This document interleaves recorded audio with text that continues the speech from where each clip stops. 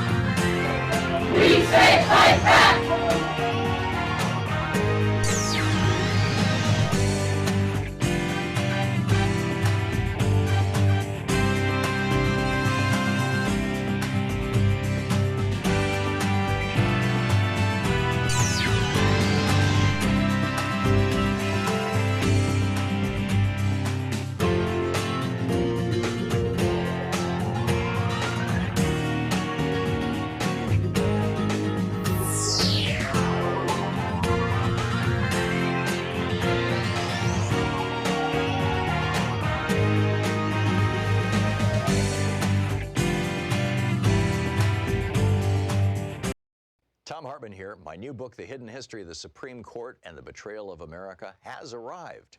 What if the Supreme Court did not have the power to strike down laws? Discover the hidden history of judicial review and this scam called original intent. Learn how we can save the planet by modernizing the Supreme Court. And most important, how we can democratize the Supreme Court now before it's too late. From the time Americans wake up until the time we go to bed, everything we do, touch, ingest, breathe, and use has been touched by the Supreme Court. In this book, I lay out the history of the Supreme Court from Alexander Hamilton until how the court overstepped its constitutional powers. America does not belong to the kings and queens of the court. It belongs to the people. The Hidden History of the Supreme Court and the Betrayal of America is available now in fine bookstores everywhere. So we're just a few states short of hitting our 52-state challenge. A donor has offered to give a gift of $10,000 to Free Speech TV if we can get a new donor in every one of the 50 states. And we've been working on this, and I've been keeping you up to date on what the states are, because 10 grand is a lot of money at Free Speech TV. And as of right now, the states that we have yet to hit are Delaware, Louisiana, Mississippi, Nebraska, New Jersey, Rhode Island, Tennessee, West Virginia, and Washington, D.C. So if you live in one of those states or in the District of Columbia, and you have not ever in the past donated to Free Speech TV, your donation of any amount, I mean $5, $50, whatever you would like to give, your donation today could push us over the top and unlock that $10,000. Once again, that's Delaware, Louisiana, Mississippi, Nebraska, New Jersey, Rhode Island, Tennessee, West Virginia, and Washington, D.C. So we're getting there. And this is really all about, and thanks so much to this anonymous donor. I mean, this is, it's so, A, it's so kind and thoughtful, and B, it's a great idea. Because, one of the things I talk about regularly in these fundraising drives is the importance of bringing in new people. Bringing in not just new donors, which is what this is doing, but also bringing in new viewers. And of course, there's no metric for that we can use with a fundraising drive. I can't say, well, for every 3 new viewers, because we don't know how to, they're not directly interacting with Free Speech TV. But that's one of the most important things that you can do in addition to making a contribution. But particularly if you can't afford to make a contribution, and I realize that a lot of people are living on fixed incomes. We had somebody call the program last week who literally on her Social Security could not afford to have Medicare Part B, which is, pays for doctor's visits and things, which is kind of scary. But, I get it. It's these are tough times.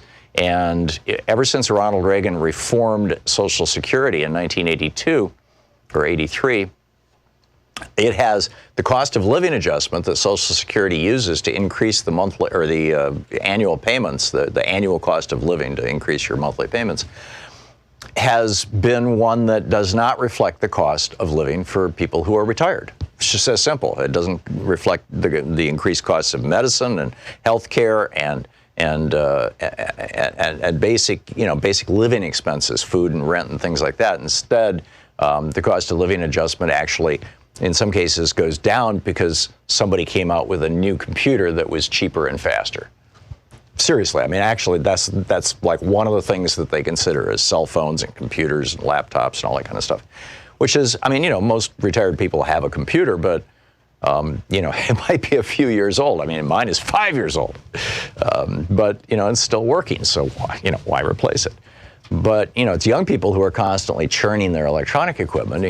Latest, newest, coolest, but not people on Social Security generally. So I realize that there are some folks who just can't make a contribution. But if you can't make a contribution, you still can reach out to other people who don't know about free speech TV. And, get your friends involved. Invite them over to the house to watch this show. Hey, you want to come over and watch Thom Hartmann? I think you'll enjoy it. And maybe we can get a few other people well informed on the issues of the day. So, but, in order to do that, we've got to keep free speech TV on the air. And in order to do that, we need your call now, 877-378-8669, 877-378-8669.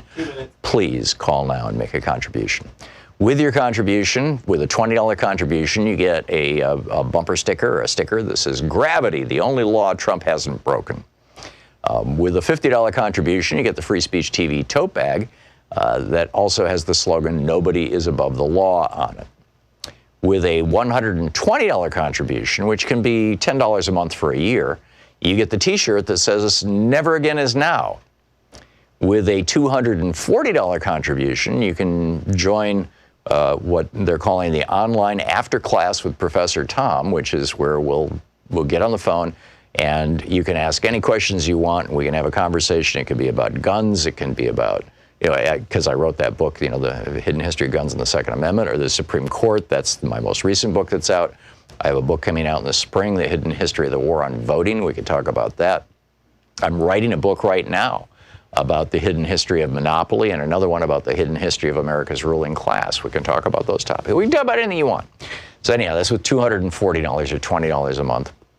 And with a $360 contribution, or $30 a month for a year, you get the Study Up with Professor Thom book package, which includes my book on guns, my book on the Supreme Court, the hidden history of guns and the Second Amendment, the hidden history of the Supreme Court, and the betrayal of America, and my new book on ADHD, A Hunter and a Farmer's World. And with a $1,000 gift, come to Portland and hang out with us. I always enjoy those things. In all the years we've been doing this, there have been a few people who were kind of quiet and didn't share a lot, but there's never been anybody who was anything other than great. I really enjoy these things and some really fine people. So please call now, 877-378-8669. Thank you.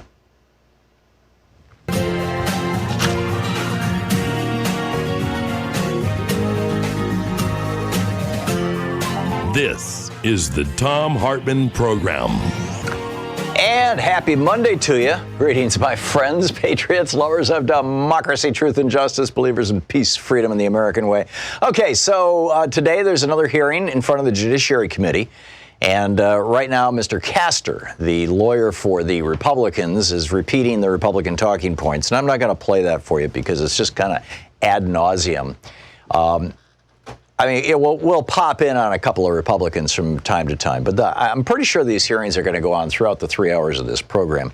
And if Mr. Burke is speaking again, the Democratic lead counsel, then I'm going to go to that because, boy, did he knock it out of the park a little earlier.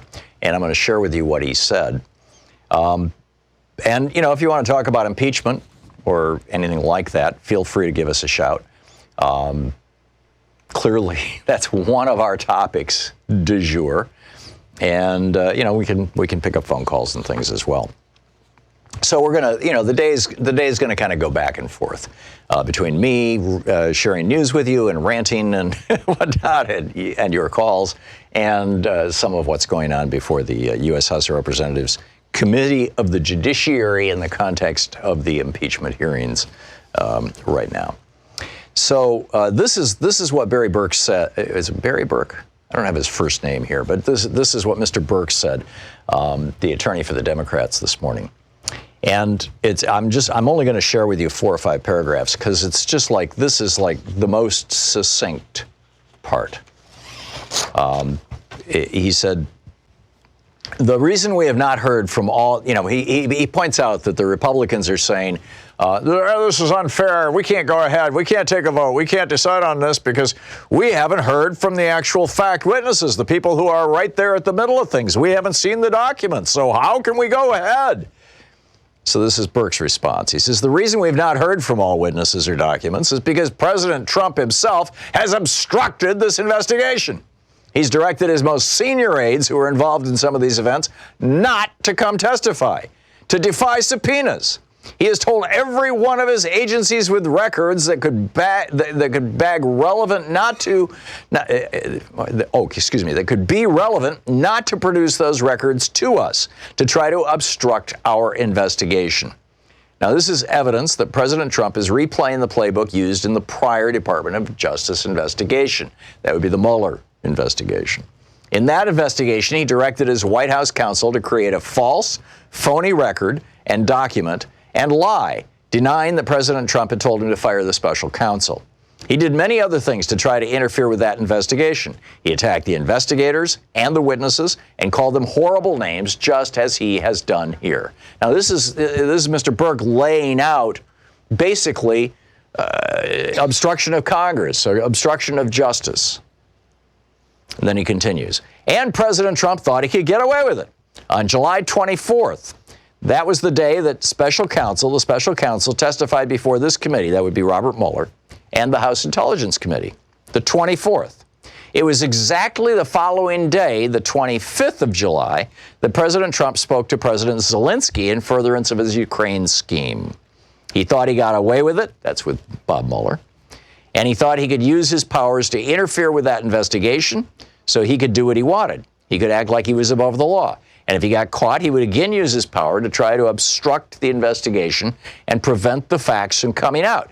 And that's exactly what he did. Again, I'm reading from the Democrats' lawyer, Barry. I keep calling him Barry Burke. Is it Barry Burke? Oh, Sean says it is. Okay, I thought that maybe that was a name I was remembering from the O.J. Simpson trial. That was Barry somebody else. In any case, okay. That was Barry Scheck. Thank you.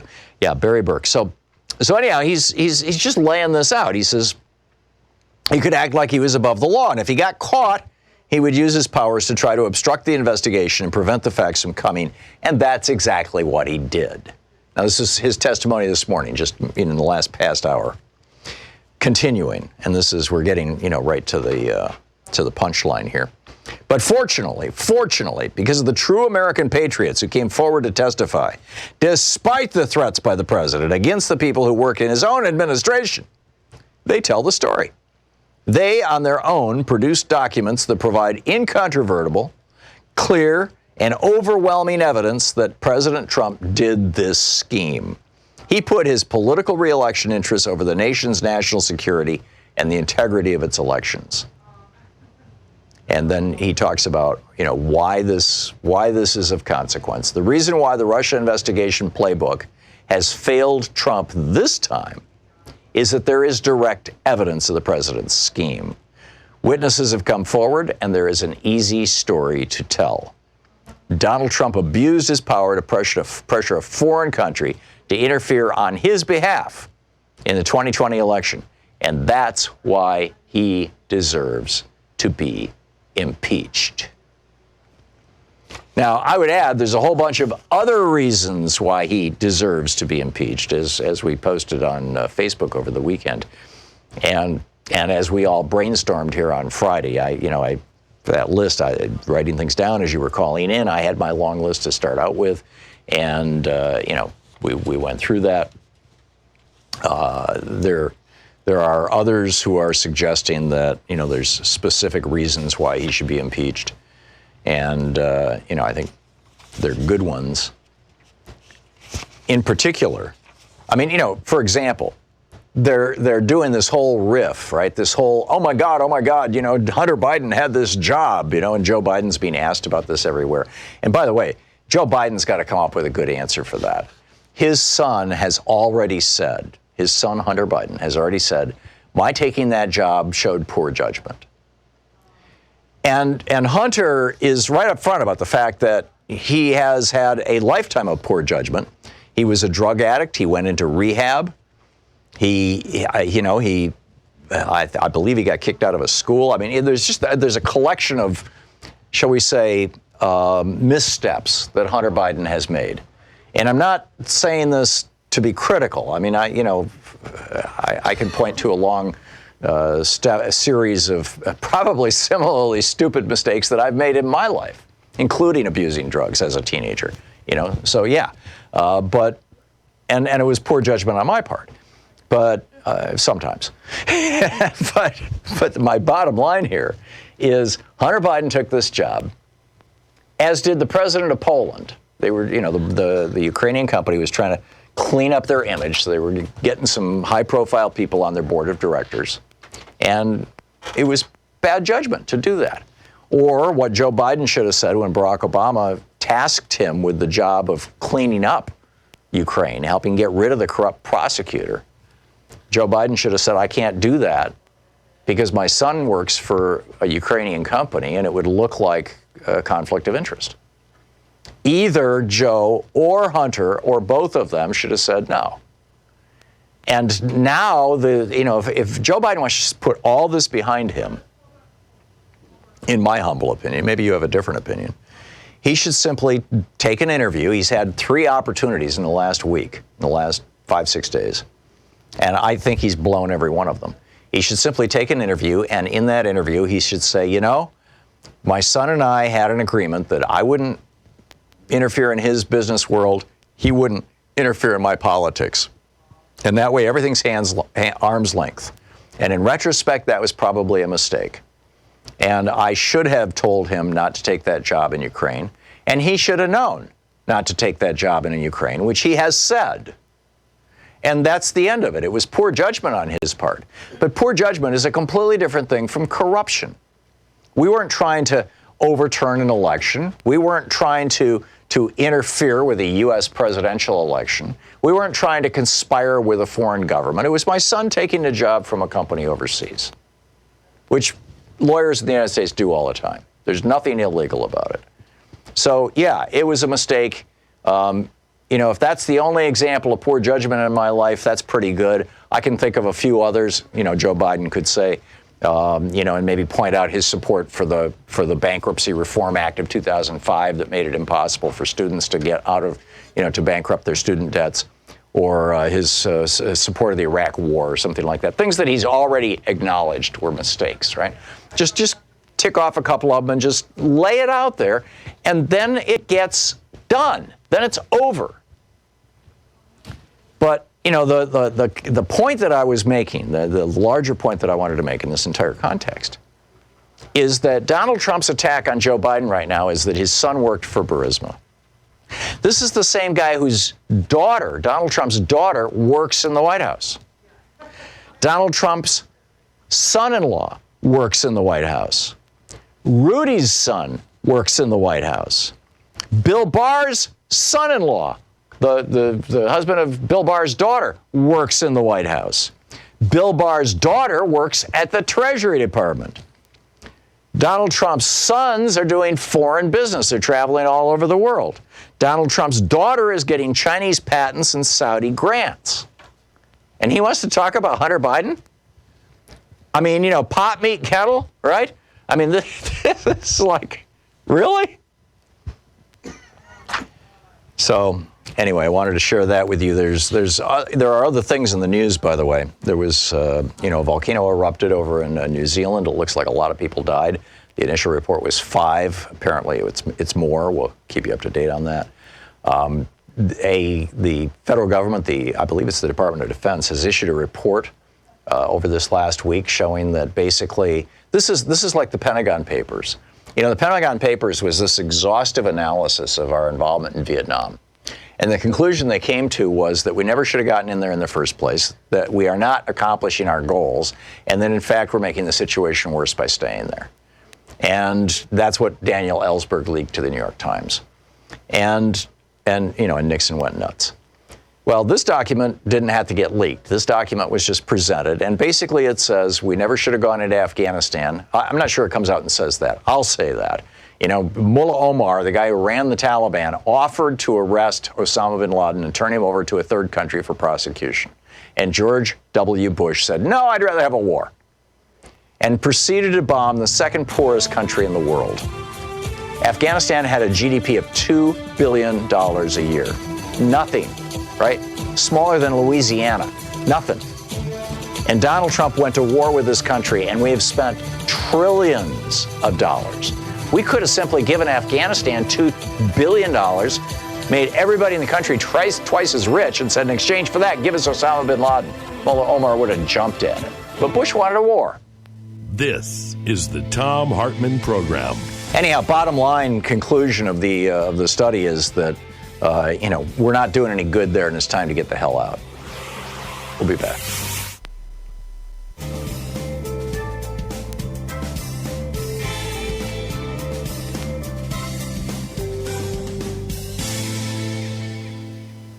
And welcome back. Let's see here. Mark in Valley, Washington. Hey, Mark, what's on your mind? Thanks for watching Free Speech TV. Well, I got a couple questions for you, Tom. First one, I don't know about you, but I'm getting real tired of all these Democrats saying the Republicans behind the scenes say if it was a secret ballot, Trump would be out. We need to start naming names and getting this stuff public because, this is serious. And I was wondering about your opinion on that. And my second question was, if Elizabeth Warren came out and said, okay, every American is going to see a 2 or 3% increase in their taxes, and then laid out how much that would save them with free college, free medical, don't you think we'd be ahead? Yeah. Okay, two separate issues. First, you're not going to have, the Democrats who have been told in confidence by Republicans that they wish they had a secret vote are not going to be able to name those names, because if they do, it's basically the end of their relationship with those Republicans. And that relationship is more important than basically shaming them. And the shaming of them, by the way, is not going to change anything. In fact, it might make the situation worse. It might cause them to have to back away from their position. So better to let that play out in the background. And trust me, I think that Mitt Romney is probably going to be the guy leading this thing. I think that Mitt Romney would love to see Trump impeached and removed from office. And because then Mitt Romney would step in and say, Mike Pence is a really weak candidate. You should make me the candidate. And I think the party might actually go for that. What was your second question? Remind me. My second one was if Elizabeth Warren just came out and said, yeah. The tax raise. Yeah, your taxes are going to go up. I think she, by and large, already has. The bigger issue, frankly, that Pete Buttigieg raises, and I think that this is, I'm very troubled by this, because Pete Buttigieg is, the guy's a Rhodes Scholar. He's a smart guy. He knows this. The reason why Charles Koch can get Social Security is because we know, and food stamps is a great example. Trump last week threw 750,000 people off food stamps, and they're preparing to throw 3 million people off food stamps. The minute you start means testing a program, you start saying, okay, only some people can get this stuff based on how much money they have, or based on whether or not they have a job, or based on how many hours they work, or based on what part of the country they live in. The minute you start means testing any kind of benefit, then conservatives will figure out ways to cut it. So if you start out saying, okay, we're going to give free college to everybody in America except those people whose parents are billionaires, you're going to... Free college to everybody. Free college to everybody. Mark, stop. Listen. If you say, we're going to give free college to everybody in the country except those people whose parents are billionaires, you're going to exclude probably a few hundred people from going to college for free, an insignificant amount of money to the country. But what will happen is the Republicans will come along and say, oh, well, you wanted to cut out the billionaires. We think we should cut out anybody who makes over $100,000 a year. And then the Democrats will go, oh, yeah, well, I guess $100,000 a year is a lot of money. And now you're cutting out, 10 or 20,000 kids. And then the next year, the Republicans will come back and say, you know, we really ought to lower that threshold to $60,000 a year. Only people whose parents make over under $60,000 a year qualify for free college. And now you're kicking hundreds of thousands of kids off the free college rolls. And that's why you don't means test benefits. That's why we don't means test Social Security, and it's why we don't means test Medicare. Charles Koch can get Medicare. He's a billionaire. Warren Buffett can get Medicare. Bill Gates is probably on Medicare, or at least Social Security. We'll be right back. 22 minutes past the hour.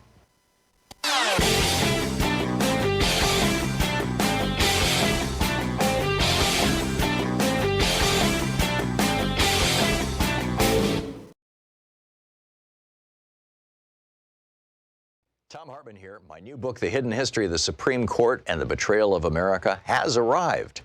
What if the Supreme Court did not have the power to strike down laws? Discover the hidden history of judicial review and this scam called original intent. Learn how we can save the planet by modernizing the Supreme Court. And most important, how we can democratize the Supreme Court now before it's too late. From the time Americans wake up until the time we go to bed, everything we do, touch, ingest, breathe, and use has been touched by the Supreme Court. In this book, I lay out the history of the Supreme Court from Alexander Hamilton until how the court overstepped its constitutional powers. America does not belong to the kings and queens of the court. It belongs to the people. The Hidden History of the Supreme Court and the Betrayal of America is available now in fine bookstores everywhere.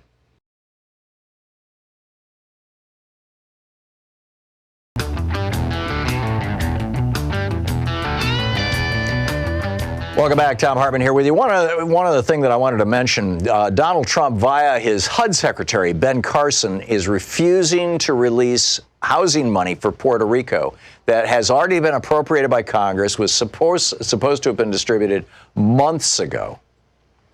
The HUD Inspector General, Ben Carson, is the director of HUD, and he ordered the Inspector General to investigate Puerto Rico. This is part of the delaying tactic, and report back about whether or not there was corruption in the local housing agency in Puerto Rico that would take the HUD money. Well, he did that.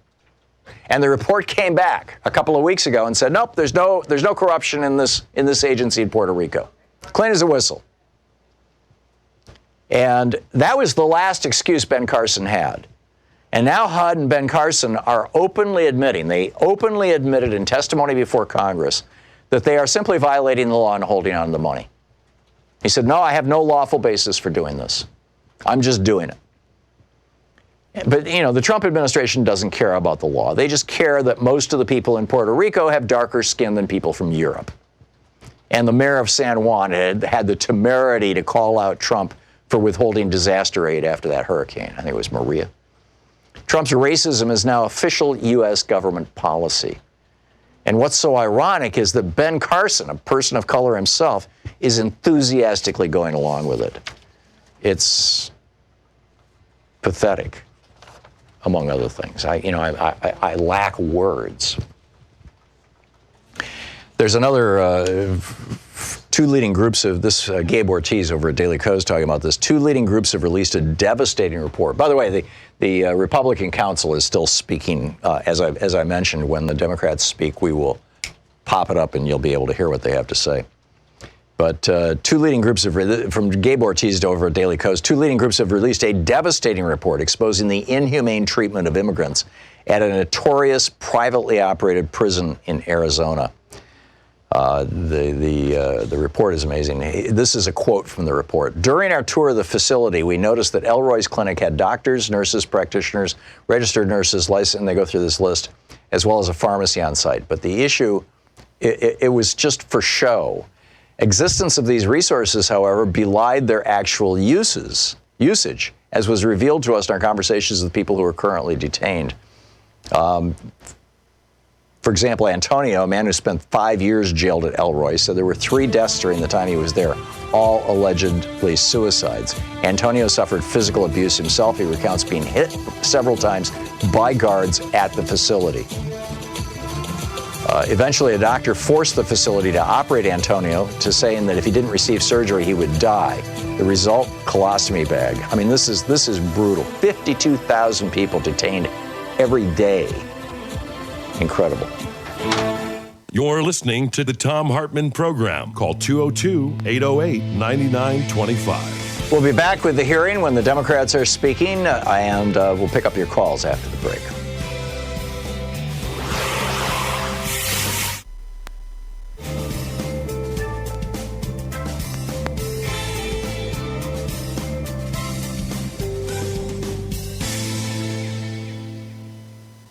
So we're just a few states short of hitting our 52-state challenge.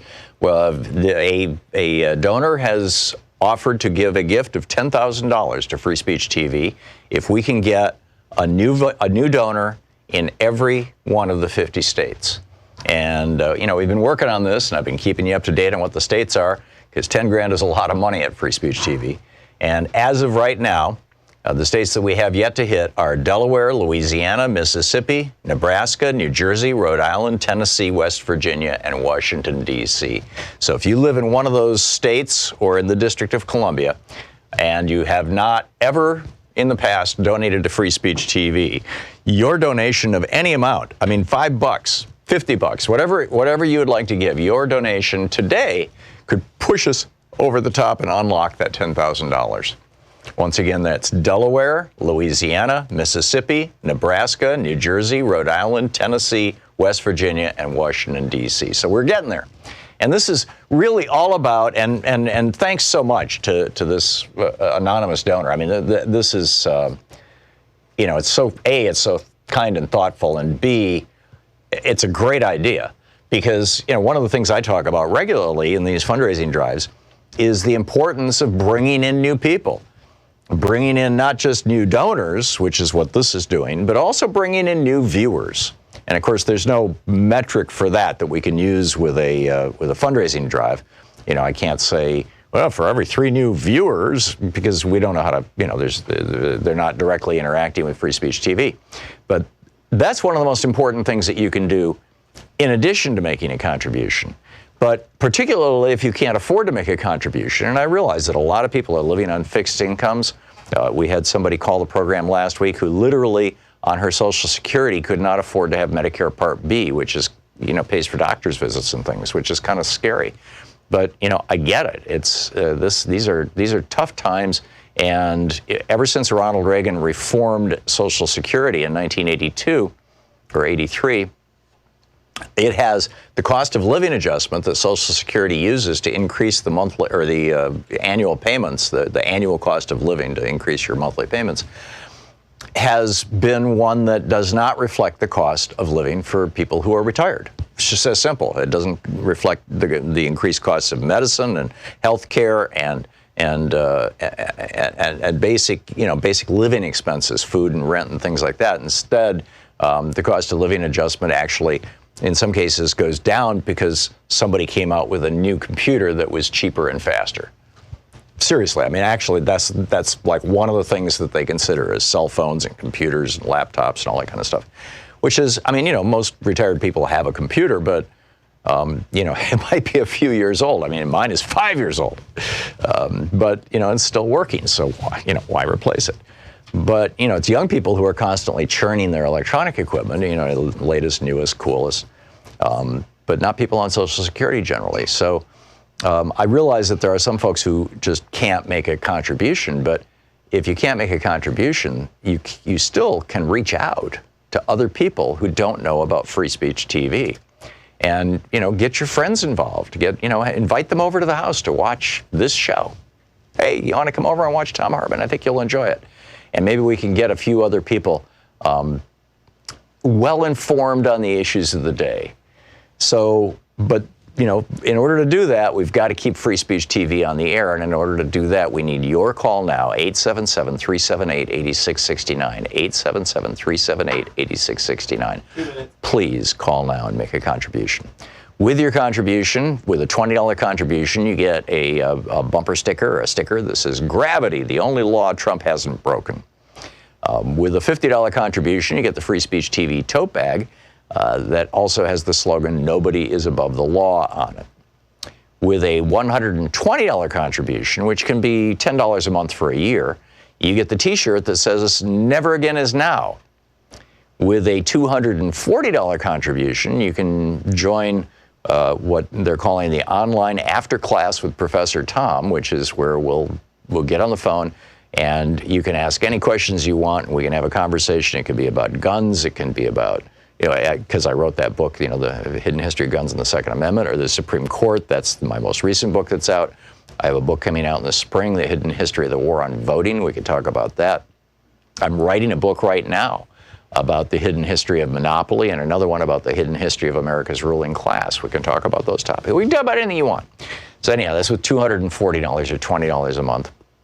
And with a $360 contribution, or $30 a month for a year, you get the Study Up with Professor Thom book package, which includes my book on guns, my book on the Supreme Court, The Hidden History of Guns and the Second Amendment, The Hidden History of the Supreme Court, and the Betrayal of America, and my new book on ADHD, A Hunter and a Farmer's World. And with a $1,000 gift, come to Portland and hang out with us. I always enjoy those things. In all the years we've been doing this, there have been a few people who were kind of quiet and didn't share a lot, but there's never been anybody who was anything other than great. I really enjoy these things and some really fine people. So please call now, 877-378-8669. Thank you.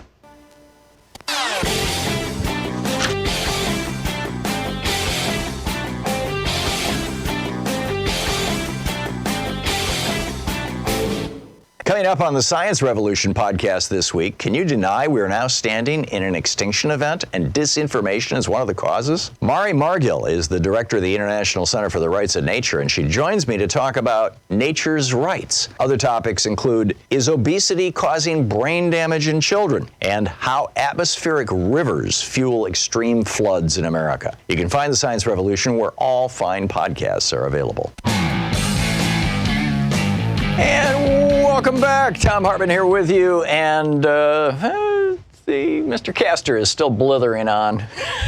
We checked in on him during the break, and he's the Republican lawyer, and he's going on and on about how Trump wasn't trying to intimidate or influence Mr. Zelensky when he said, "But I need a favor, though." All right, and. It's just amazing. It's like it's right in front of their faces. Anyhow, Aaron in Seattle. Hey, Aaron, what's on your mind today? Thanks, Tom. I was in a conversation with a family member over Thanksgiving about emoluments, and this family member said that because Trump is no longer the head of his company and he's donating and his net worth is going down, he is thus immune from emoluments. So I was just curious, what is emoluments, and is President Trump actually violating the emoluments clause? The emoluments clause has absolutely nothing to do with your net worth. And Trump is still the principal owner of the Trump companies, of some 700-800 companies that make up the little Trump empire. And what an emolument is a payment or a gift.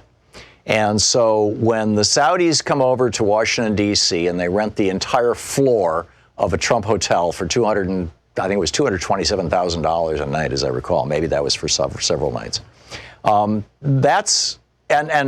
lobbying groups are doing the same thing, sometimes to the tune of over $100,000. And renting lots and lots of Trump facilities. Sometimes they don't even use them. That's simply a way of conveying money into the pocket of Donald Trump. And whether he runs the company on a day-to-day basis or not, the money still ends up in his pocket. So that's an emolument. What am I missing here? So basically, if he makes like $1 from it, then he is violating the emolument, right? If it is from anybody who has anything to do with a foreign government or with any domestic entity that Donald Trump or any of the executive agencies could help. This is why every other president, in the modern era, has put who had any assets or resources, and has put them into a blind trust. The most famous being Jimmy Carter. Jimmy Carter took his peanut farm, and yeah, the president probably through the Department of Agriculture could have something to do with peanut policy, right? Jimmy Carter took his peanut farm, put it in a blind trust, and gave it to a trustee, to a lawyer in I believe the guy was a lawyer in Georgia, who took over running his farm, his peanut farm, and for the 4 years that he was president. And the guy and the guy was not allowed to even give reports to Jimmy Carter. So for 4 years, Carter had no idea what was going on. And the guy so screwed up Carter's peanut farm that when he left the presidency, he had to sell off a whole bunch of land just to recover it. He almost lost the entire thing. And, you could argue that's not fair to Jimmy Carter, but Jimmy Carter was trying to comply with the emoluments clause. George Herbert Walker Bush and George W. Bush, both multi-millionaires, put all of their assets in blind trusts when they became presidents. I don't know about Reagan. I'm sure, I know that he put his stuff in a blind trust. I just don't know if he, was super rich or if he was just, living off the, I'm guessing he was probably relatively rich, whether he was a centimillionaire worth more than $100 million or just an average millionaire, I don't know. But that's how it works, Aaron, and that's what the emolument, and there's two emoluments clauses. The one says that basically no officer of the United States government shall accept emoluments from any foreign source. And so the Secretary of State can't take, so this is why when, if you watch that show, Madam Secretary, they'll give the Secretary of State a gift and she immediately hands it off to a guy and says, put this in the museum, basically. So she doesn't get it, all right? So the Secretary of State doesn't get it. And that's true, that would be true of the president as well. But then there's a second emoluments clause in Article 2 that says that the president shall be compensated for his work as president. In other words, he gets a paycheck to be defined by Congress. They set his pay. But he shall receive no other emoluments while in office. In other words, he can not take pay from any other source. And it's possible that he's okay with that by literally not taking a paycheck from the Trump organization while he's in the White House. But we don't know if he's doing that or not because we haven't seen his taxes. But I think that you could also argue that, again, an emolument in that context would mean, with that Saudi money ending up in his pocket when they use the hotel, or even more blatant when he orders the U.S. military to stop at an obscure airport in Scotland that just happens to be next door to his failing golf club, and stay at the golf club, where the guys on their per diem literally can't even afford to eat in his restaurants because they're so expensive. But you and I are picking up the tab for their rooms. So anyhow, that's how it all works. Aaron, thanks for the call. Richard in Chicago. Hey, Richard, what's up? Oh, hi. I hope I can get this out properly. I've been thinking about how to phrase it. Biden is so central to all of this, and in Ukraine and Hunter and all that. This is a central whipping boy, in a sense, that the Republicans are using. Right. And I had just wondered, with all of the reporting, I tried to get down to the basis of this thing. Was he was there? He was sent there by the president and State Department. Who was sent where by the president? Joe Biden. Right. Okay. Joe Biden was sent to Ukraine by President Obama to basically join with the International Monetary Fund, which was calling for the removal of this corrupt prosecutor, and with the European Union, which was unanimously calling for the removal of this corrupt prosecutor. Joe Biden went over and threatened to withhold U.S. aid as well, $1 billion in U.S. aid, if they didn't fire the prosecutor. Yes. Okay. Right. Continue. Yeah, and doesn't this fact undermine all of this Republican nonsense that we've been hearing nonstop? Yes. And the thing that I am so troubled by is I have not heard reporters going to President Obama, going to Hillary Clinton's State Department, going to the IMF and finding out if Joe Biden was acting in his own self-interest, which the Republicans claim, which is ironic. And it just boggles my mind that we still are debating that Joe Biden has to go do something about it. Yeah, the reason that they're not doing that, Richard, is because it's all a matter of public record. The State Department investigated actually Hunter Biden's involvement with Burisma and concluded there was no there. But let me finish this thought. Joe Biden was not trying to fire the prosecutor because the prosecutor was looking into Burisma. And in fact, again, it's a matter of public record that prosecutor at the time that Joe Biden went over to fire him, was not investigating Burisma at all. So this had nothing to do with Hunter Biden. This had to do with the European Union, the International Monetary Fund, and the U.S. Congress had defined as the interests of the United States government. And it's not in dispute. I mean, it's not like Obama has to come out and say it. It's already out there. The problem is you've got Republicans literally lying, literally saying, oh, Biden, I mean, this is what Donald Trump is running ads. He's got 1,400 different ads running on Facebook right now with millions of impressions every single day. And many of those ads, they show a little clip of Joe Biden bragging about how he got the prosecutor fired over in Ukraine. And they just come right out and say, right to the camera, Joe Biden was trying to get this guy fired because he was investigating Hunter Biden and Burisma, which is a naked lie. That's the lie that everybody is saying. Mark Zuckerberg, why are you allowing this lie to be promulgated on Facebook? Google refused to carry that lie. YouTube. Google took those ads down off YouTube because they have lies in them. You know, the CNN said they tried to buy CNN time for those ads. CNN said, no, these ads have lies in them. We will not run them. The only place those ads exist right now are on Facebook. And, I don't know how you can combat a lie other than with the truth, but the truth has been out there right from the beginning, Richard. Yep. Well, it has to be repeated. That's the thing I'm saying is I just cannot understand how we can pretend that all of that history and truth and facts are not repeated enough. Well, here's the problem, Richard. Lies. The minute that you start explaining, you've lost.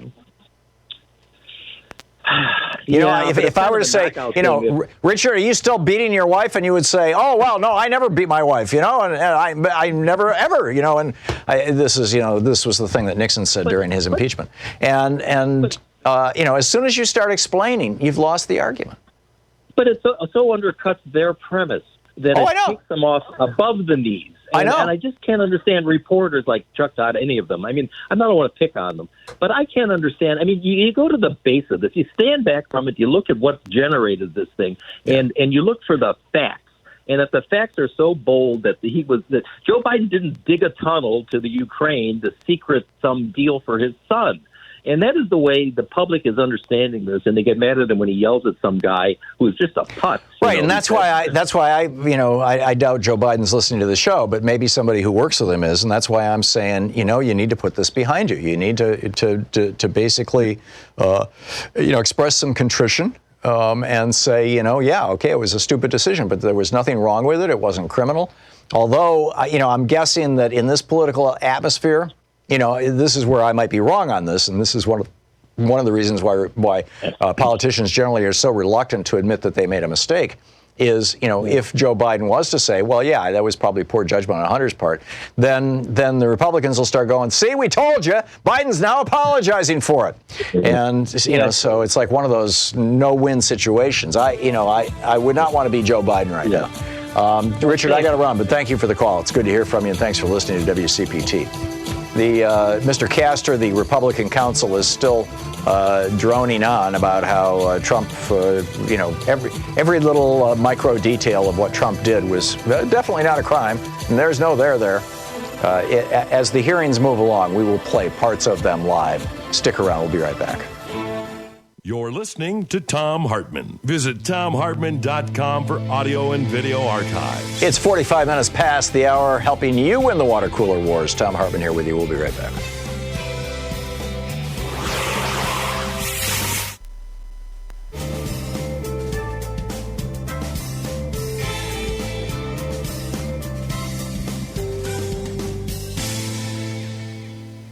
And welcome back. Robbie in Portland, listening on X-Ray FM. Hey, Robbie, what's up? Hey, Tom. It amazes me to hear you say, well, the IMF investigated Joe Biden, and then no, it wasn't the IMF. It was the State Department. Of interests. It's just hilarious. But let me get to my point, Tom, because obviously Joe and Hunter Biden are a part of the cabal, conglomerate wealth, oligarch, as you like to call it, because what they did is control a foreign nation's oil by putting people from like the ex-CIA on that board. But let me get to this point, Tom, because I'm trying to help you here. Joe Biden will not win against Donald Trump. You know that, right? I believe that you are right, Robbie. I believe that if Joe Biden is the nominee of our party, we'll lose. Tom, you need to start pulling out. You need to start calling out corruption where corruption is. Because if the Democrats can actually be like, hey, you know what? Let's investigate Joe and Hunter Biden, too. And we actually took him out of the DNC primary, that would help us, Tom, if we, as Democrats, started acknowledging the corporate oligarch, which you complain about all the time, but now you're defending. And it's ironic to me that Hunter Biden did the same exact thing that Ivanka and Trump's family is doing, but you're defending him. Why can't we call out corruption and get... 4 years ago, I was very concerned that Hillary Clinton was a weak candidate, and I openly supported Bernie Sanders in the primary until he lost. And then, of course, I did everything I could to get Hillary elected. She was our only nominee at that point. I will do the same thing, Robbie, this time around, even if it's Joe Biden. I will, encourage people to go out and vote for him. I'll do it without a great deal of enthusiasm, but I'll do it. Because the stakes are so high, and I think everybody understands how high the stakes are. This man in the White House right now is a fascist and a sociopath and a psychopath, possibly, and a very dangerous guy.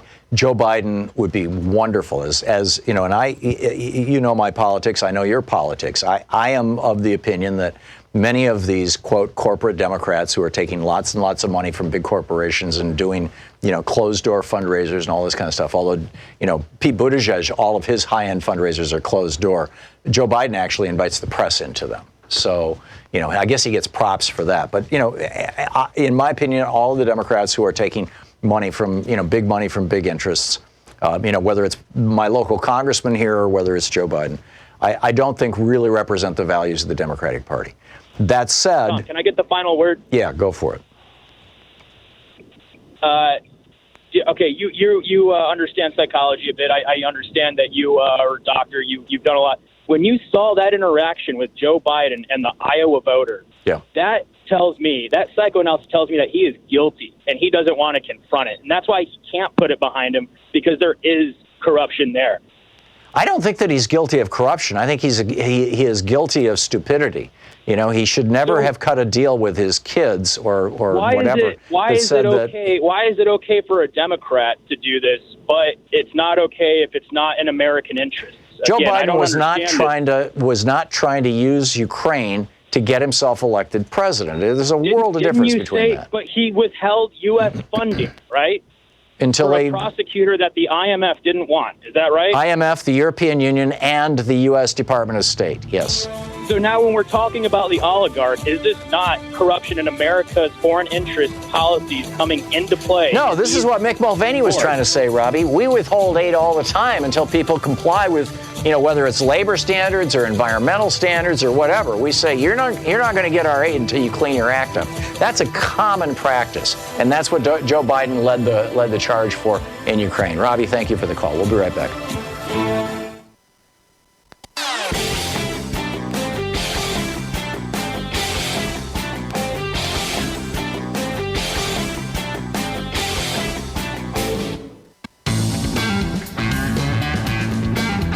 Welcome back. Thom Hartmann here with you. It's about 10 minutes before the hour, and I see that Jerry Nadler is now speaking, and I believe he's introducing Mr. Daniel Goldman, who is the lawyer for the Democrats. Either he's introducing him or he's asking him, and he's asking him questions. So let's just pick up the live coverage here of the hearings. Election interference was a continuing risk to our free and fair elections.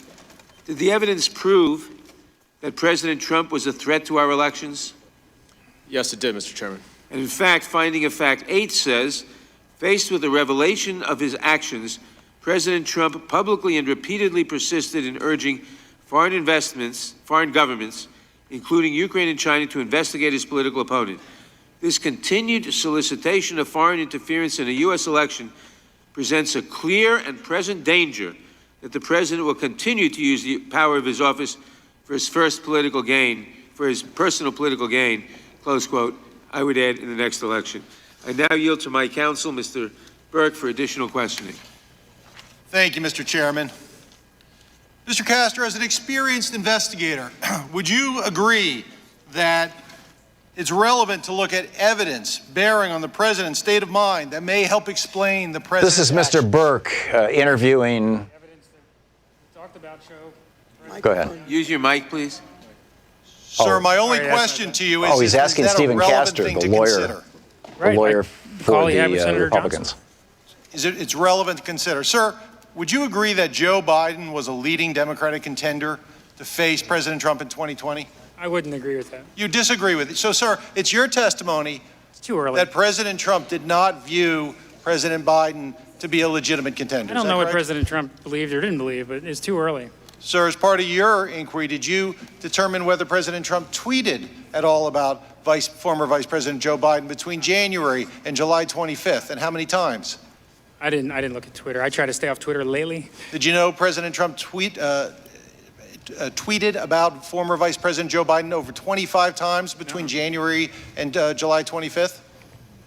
I didn't look at those tweets. Did you look at how many times President Trump mentioned Vice President Biden in a This is the speech Democrats' rally leading up lawyer to the July 25th interrogating call? the Republicans' lawyer. It's President fascinating. Trump goes to a lot of rallies. He does a lot of tweeting. I think it's pretty difficult to draw too many conclusions from his tweets or his statements at rallies. Mr. Chairman. Well, sir, Mr. Chairman, parliamentary inquiry. The gentleman is not recognized for parliamentary. And the Republicans are doing their strategy. They've been trying to do Gentleman this is all not day of recognized. trying to make the hearings boring. You know, they go on Fox News and they say, these hearings are just boring. And then they try to make them boring with all this parliamentary brouhaha. Now witnesses. And this is Louis Gohmert having a hissy fit. Gentleman will How many other rules are you just going to disregard? Gentlemen will suspend.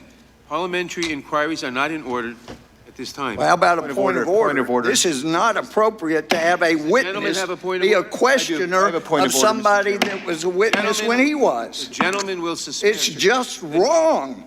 Mr. Chairman. The gentleman will refrain Chairman, from point of making. inquiry. The gentleman will Well, I See, made this a is point the of order, Republicans and are you all, won't rule it's not on it. going their way, basically. You know, it's like the Democrats' lawyer got the Republicans' lawyer to admit that, or to first of all say, oh, Trump didn't think that Biden was going to be his competitor. Therefore, there's no there there. I have ruled that We would. And, the point you know, of as order soon is as, he's that was inappropriate to Castor, be the up here Republicans' asking lawyer, questions. and as soon as Barry Burke, the Democrats' lawyer, got that out of Stephen Castor, out of the Republicans' lawyer, that the entire premise of their defense of Donald Trump and the whole Ukraine thing was that Trump didn't actually think that Joe Biden was, you know, going to be probably the guy he was going to run against. And then Burke points out that Trump tweeted 25 times about Joe Biden from January until the July phone call with Zelensky. Clearly, he thought Biden was going to be the guy up against him. As soon as this all came out, all these Republicans are jumping in, going, "Wait a minute! We want to talk about parliamentary procedure. We want you stop the thing! Stop it! Here it is. Listen, this is insane." It's Rule inappropriate 660 testimony to the pursuant committee. It is. I have ruled. The gentleman has the time pursuant to Rule 660. Point of order, Mr. Chairman. The gentleman will state a point Just of to order. help you, that's not my Rule point- 660. And I wish Nadler would quit giving in to these guys. Yes, the point of order is this. We operate by rules. If there's nothing specifically in the rule permitting this, we go by precedent. It is unprecedented for a person to come and sit, who you've described as a witness, to then return to the bench and begin The questioning. gentleman has stated- That is a point of order. The gentleman has stated. And now they're going to ask for a vote. I will point out. Right? Let's drag this out. Point of order. I will point out that the gentleman has been designated by me to do this questioning pursuant to Rule 660, House Resolution 660, which is part of the rules of the House. Why didn't you do a soliloquy then? It is in accordance with the rules of the House, and the gentleman's time. These guys all knew it, by the way, that this is Thank you, Mr. Chairman. Mr. entirely Castor, you were consistent. aware Okay, here we go. that President Trump announced his candidacy for re-election in 2020, and he announced it the month before the July 25th call on June 21st? Okay.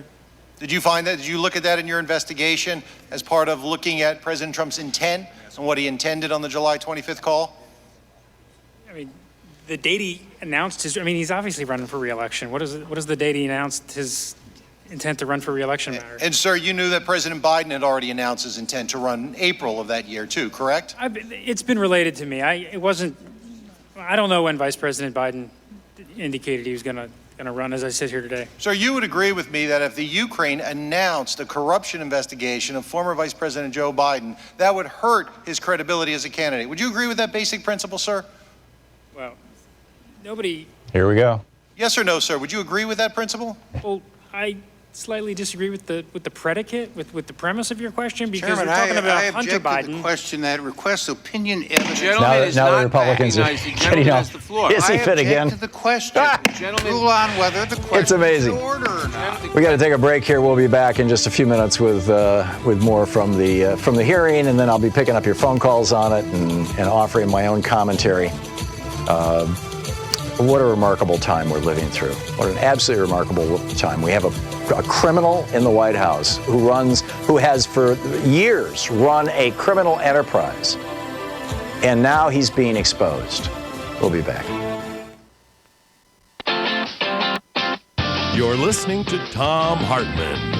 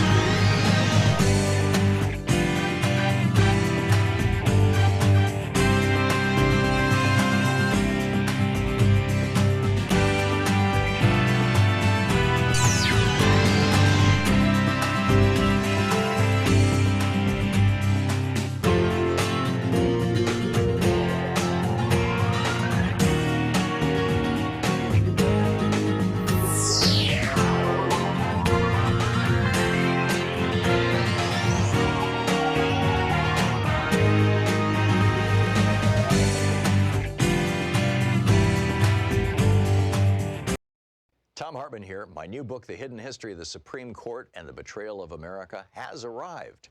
What if the Supreme Court did not have the power to strike down laws? Discover the hidden history of judicial review and this scam called original intent. Learn how we can save the planet by modernizing the Supreme Court. And most important, how we can democratize the Supreme Court now before it's too late. From the time Americans wake up until the time we go to bed, everything we do, touch, ingest, breathe, and use has been touched by the Supreme Court. In this book, I lay out the history of the Supreme Court from Alexander Hamilton until how the court overstepped its constitutional powers. America does not belong to the kings and queens of the court. It belongs to the people. The Hidden History of the Supreme Court and the Betrayal of America is available now in fine bookstores everywhere. So we're just a few states short of hitting our 52-state challenge. Well, a donor has offered to give a gift of $10,000 to Free Speech TV if we can get a new donor in every one of the 50 states. And we've been working on this, and I've been keeping you up to date on what the states are, because 10 grand is a lot of money at Free Speech TV.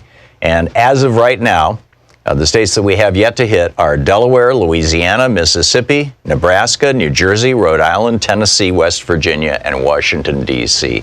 So if you live in one of those states or in the District of Columbia, and you have not ever in the past donated to Free Speech TV, your donation of any amount, I mean $5, $50, whatever you would like to give, your donation today could push us over the top and unlock that $10,000.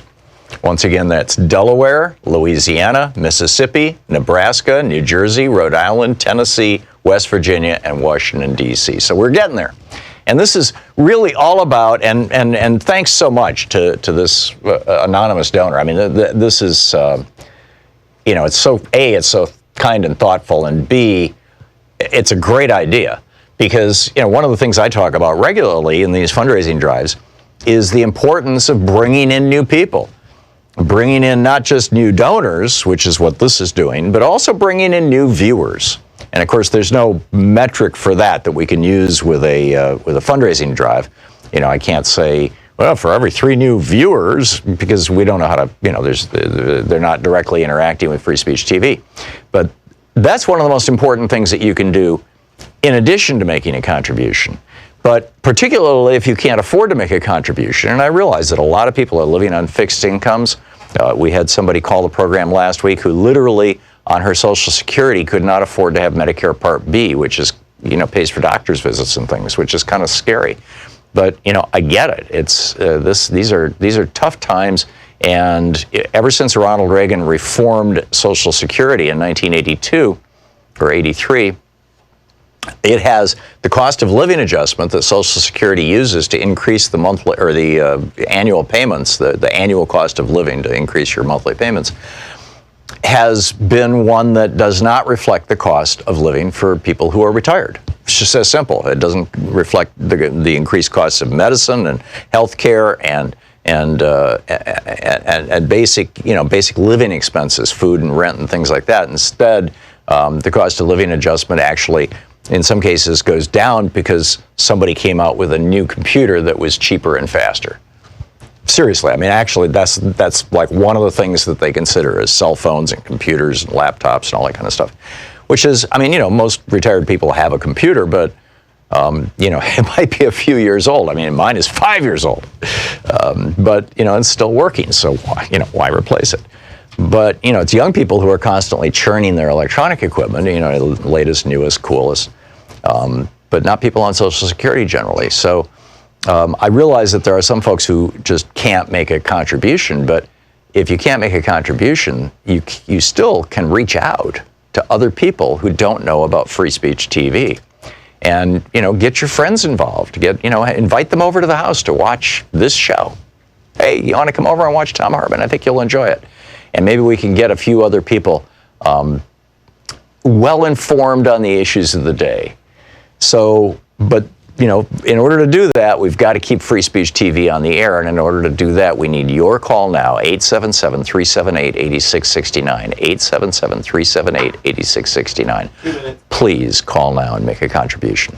With your contribution, with a $20 contribution, you get a bumper sticker, a sticker that says, "Gravity, the only law Trump hasn't broken." With a $50 contribution, you get the Free Speech TV tote bag that also has the slogan, "Nobody is above the law" on it. With a $120 contribution, which can be $10 a month for a year, you get the t-shirt that says, "Never again is now." With a $240 contribution, you can join what they're calling the online after class with Professor Thom, which is where we'll get on the phone and you can ask any questions you want and we can have a conversation. It can be about guns, it can be about, because I wrote that book, the Hidden History of Guns and the Second Amendment, or the Supreme Court. That's my most recent book that's out. I have a book coming out in the spring, The Hidden History of the War on Voting. We could talk about that. I'm writing a book right now about the hidden history of monopoly and another one about the hidden history of America's ruling class. We can talk about those topics. We can talk about anything you want. So anyhow, that's with $240 or $20 a month. And with a $360 contribution or $30 a month for a year, you get the Study Up with Professor Thom book package, which includes my book on guns, my book on the Supreme Court, the hidden history of guns and the Second Amendment, the hidden history of the Supreme Court and the betrayal of America, and my new book on ADHD, A Hunter and a Farmer's World. And with a $1,000 gift, come to Portland and hang out with us. I always enjoy those things. In all the years we've been doing this, there have been a few people who were kind of quiet and didn't share a lot, but there's never been anybody who was anything other than great. I really enjoy these things and some really fine people. So please call now, 877-378-8669. Thank you. Want to connect with the show online? You can find the Thom Hartmann Program on Facebook, Twitter, and Instagram.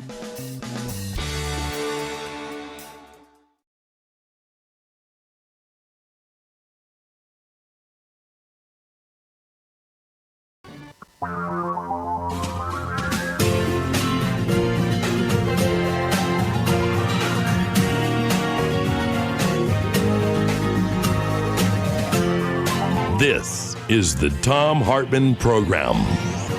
Welcome back. Thom Hartmann here with you. We have been popping in on the proceedings that are going on in the impeachment inquiry of the House Judiciary Committee, chaired by Jerry Nadler. And the lawyer for the Democrats, Barry Burke, has been asking questions of the lawyer for the Republicans, Stephen Castor. And in the last hour, basically got Castor to say, well, we didn't, I don't think that Trump thought that he was going to run against Joe Biden. I don't think that's what, that's why he was doing these things, asking for these investigations, which is a pretty naked, little bit of BS here.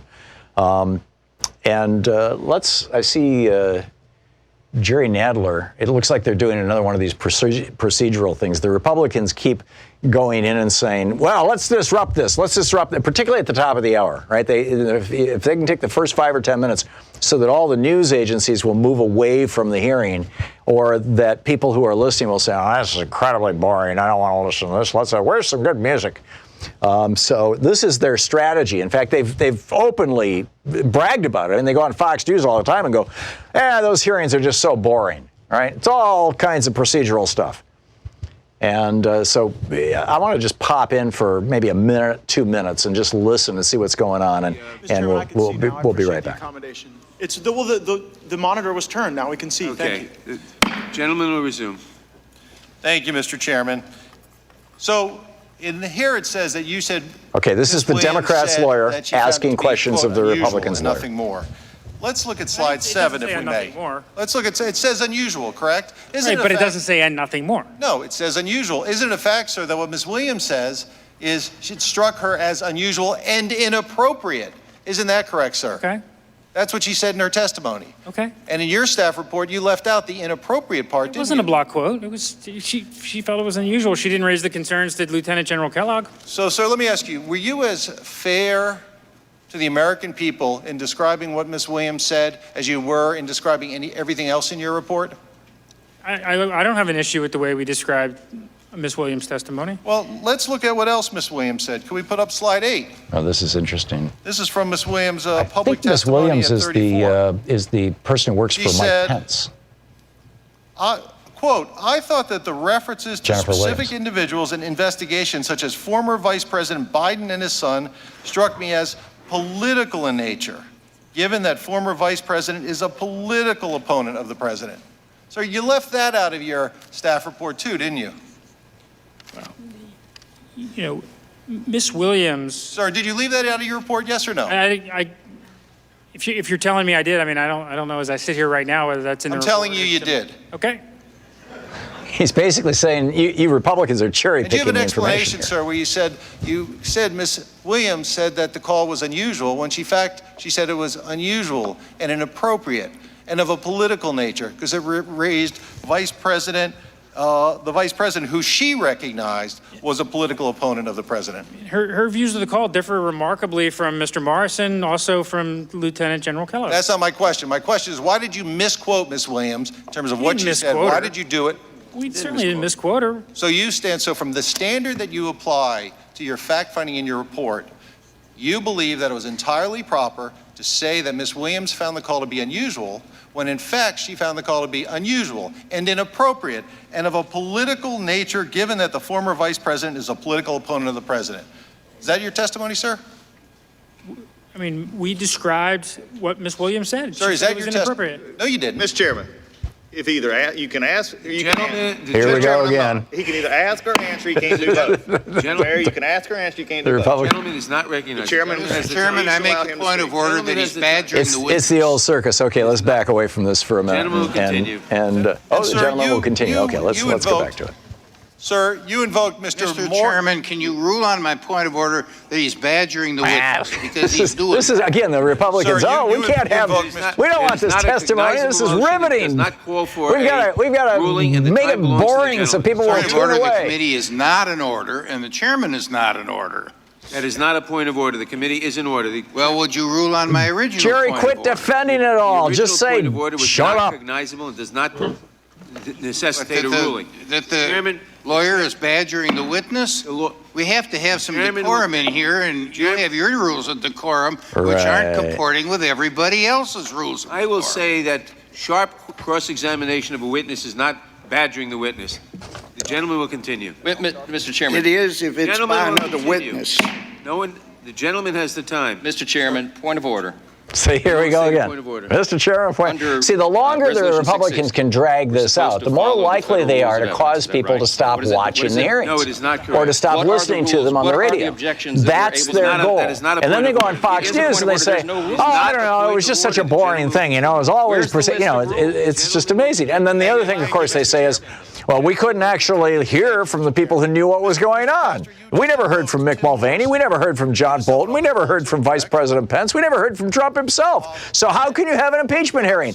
And of course, the reason we haven't heard from them is because Donald Trump, in defiance of the Supreme Court, in Nixon v. USA or USA v. Nixon, and in defiance of the Constitution, is saying, no, I'm not going to give you anything. You heard the call. Okay, so now he's back to the questions. President Trump was not discussing the talking points that the NSC had prepared based on official U.S. policy, and was instead talking about the investigations that Fiona Hill had warned you about. And then you reported it immediately to the NSC legal advisor.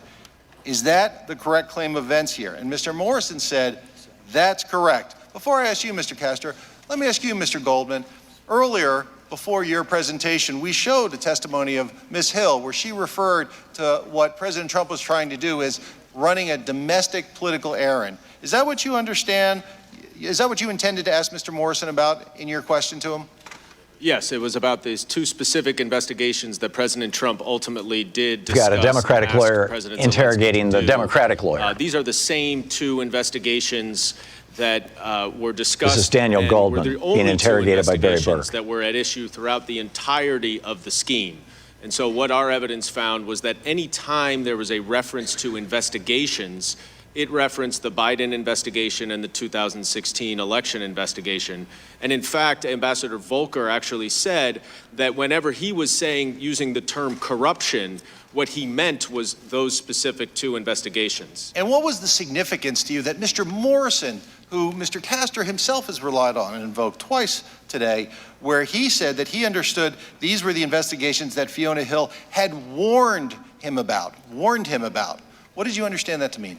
When Dr. Hill left and Tim Morrison replaced her, they had transition meetings.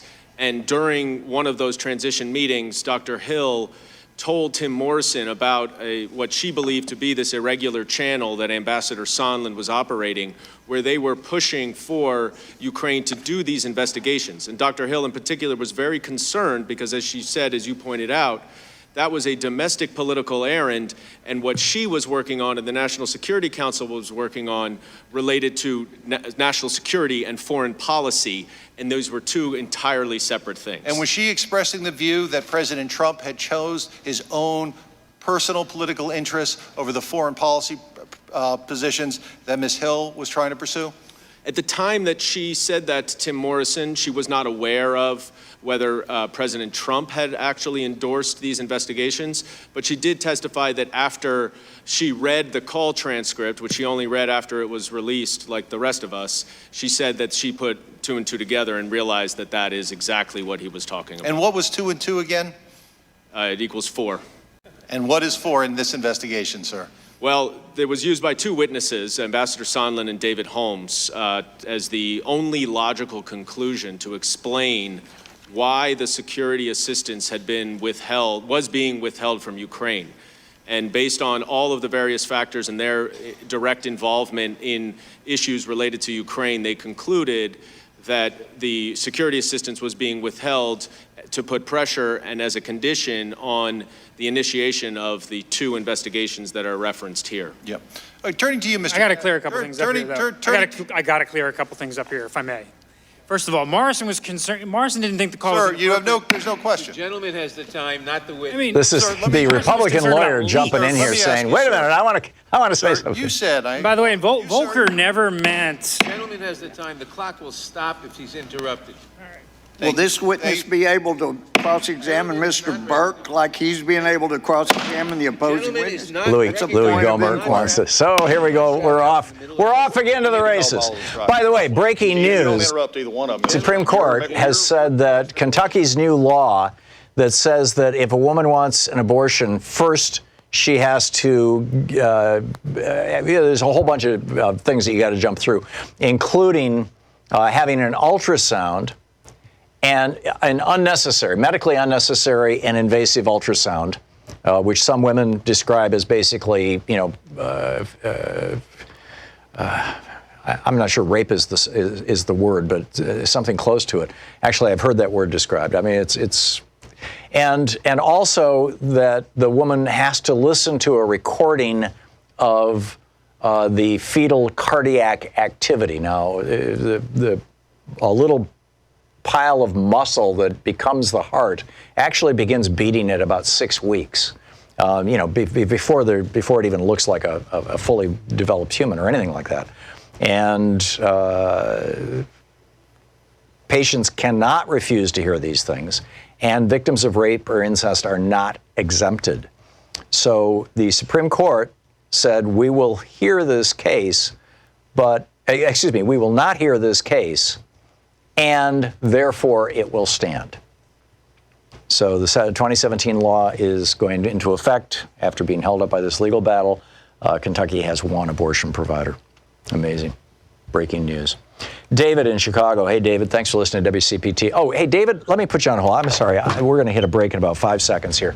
I'll be right back with you on the other side of the break.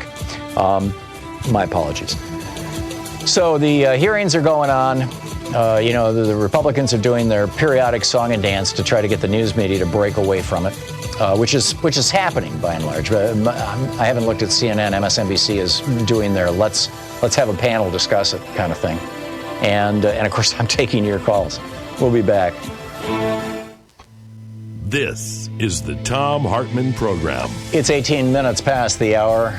The impeachment hearings are rolling along, and so are we.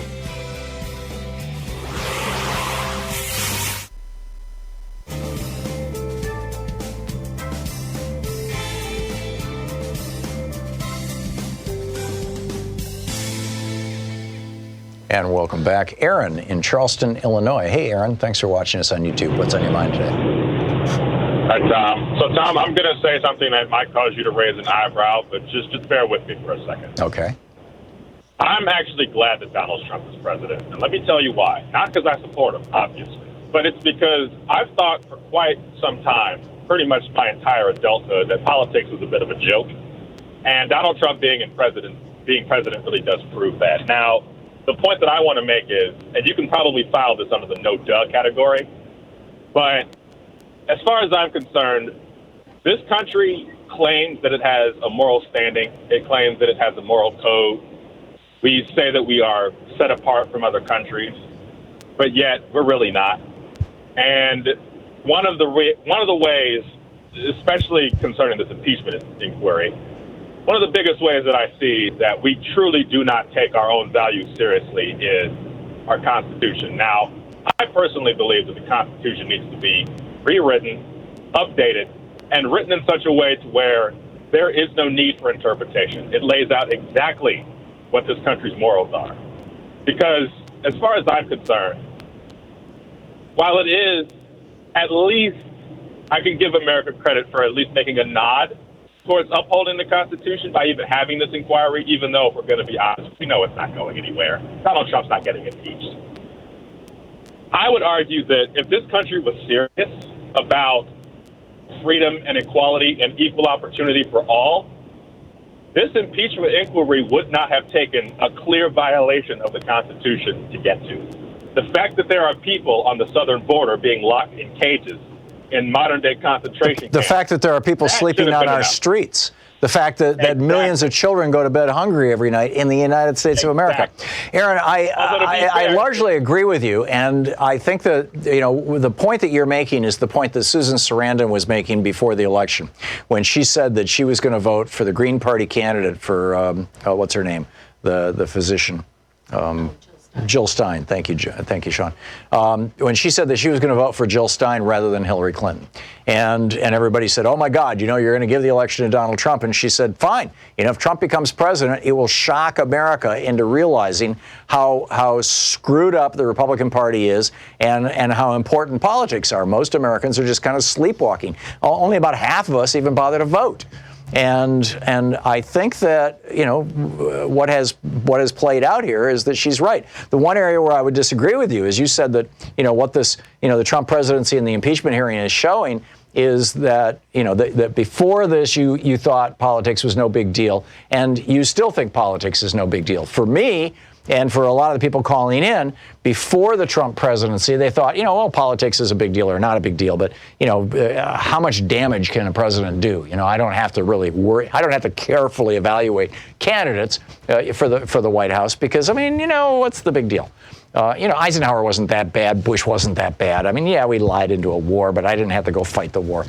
I think that what Trump is doing, selling off public lands, polluting the air, killing the unions, deregulating the banksters, pumping Wall Street, all these things, they're all showing us that politics actually is important. And so, Aaron, thank you for the call. I think you've demonstrated the viability of Susan Sarandon's argument. I still voted for Hillary Clinton, and I still would again. I don't think it was. I think the price that we've paid to learn this lesson was, in retrospect, we'll look back and say it was probably too high a price to pay. But maybe not. Maybe this is the moment the country needs.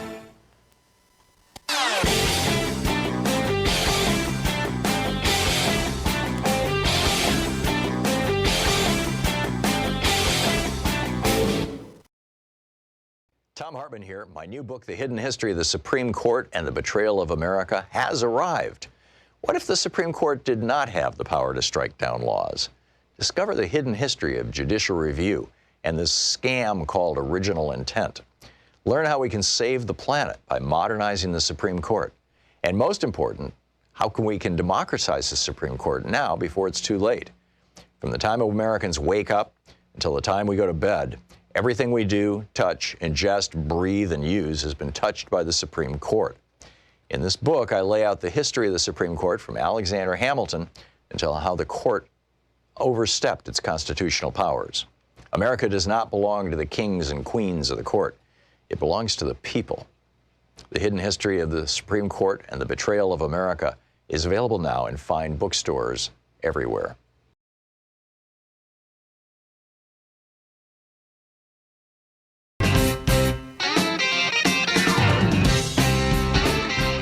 Welcome back. Thom Hartmann here with you. And let's just pop in for a second and see what's going on. The Ukrainians knew that he, meaning Rudy Giuliani, was a conduit to convince President Trump that President Zelensky was serious about reform. Isn't that what you wrote in your report, sir? Okay. And in fact, during the call, President Trump asked President Zelensky to speak directly to the speaker right now is Barry Burke, the Democrats' lawyer. That President Trump was interested in, correct? You referred him to Rudy, yeah. And he's asking the Republicans' lawyer, Mr. Olson. President Zelensky said, we already knew that, and he's been in touch with my aides, correct? That's right. In fact, the Ukrainians are the ones that President Zelensky is the one who first brings up Mr. Giuliani on the call. Right, because they knew that Mr. Giuliani was a conduit to the president, and if they made Mr. Giuliani happy, they'd make the President Trump happy. Ambassador Volker testified, though, that Mr. Giuliani had a negative impression of Ukraine and that he was possibly fueling the president's views. And so they had, there were some discussions about, hey, if you can convince Rudy that President Zelensky is a true reformer, the real deal, that would be a beneficial link. Well, sir, you agree that President Giuliani, his name is Steve Castor, before July 25th call and after, was pushing for the Ukrainians to investigate former Vice President Joe Biden. Isn't that correct? Yes or no? Yeah, the record is somewhat spotty with Giuliani. I know the New York Times reported in May, but Ambassador Volker gave a pretty detailed account of his meeting on July 19th. Well, let's take a look. If we could put up slide 16, the New York Times article you referred to. Yeah.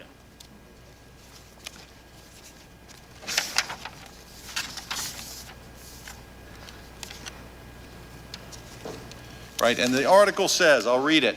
Mr. Giuliani, and this is dated May 9th, 2019, before the call, Mr. Giuliani said he plans to travel to Kiev, the Ukrainian capital, in the coming days and wants to meet with the nation's president-elect to urge him to pursue inquiries that, and then it continues, that allies of the White House contend could yield new information about two matters of intense interest to Mr. Trump. One is the origin of the special counsel's investigation, goes on to describe it. New sentence. The other is the involvement of former Vice President Joe Biden's son.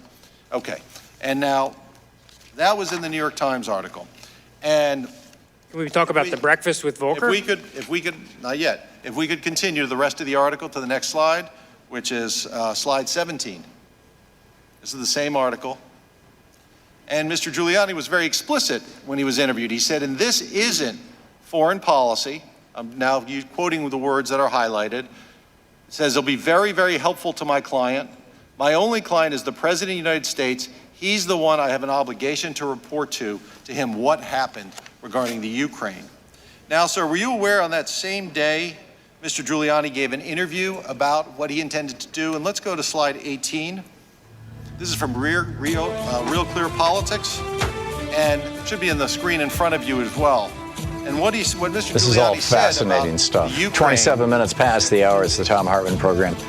We'll be back with more of the hearing, when it's interesting, and my rants and your calls when it's not. So stick around. It's coming up on 28 minutes past the hour. The Thom Hartmann Program, the place where despair is not an option. You're listening to the Thom Hartmann Program. Call 202-808-9925. And we'll be right back.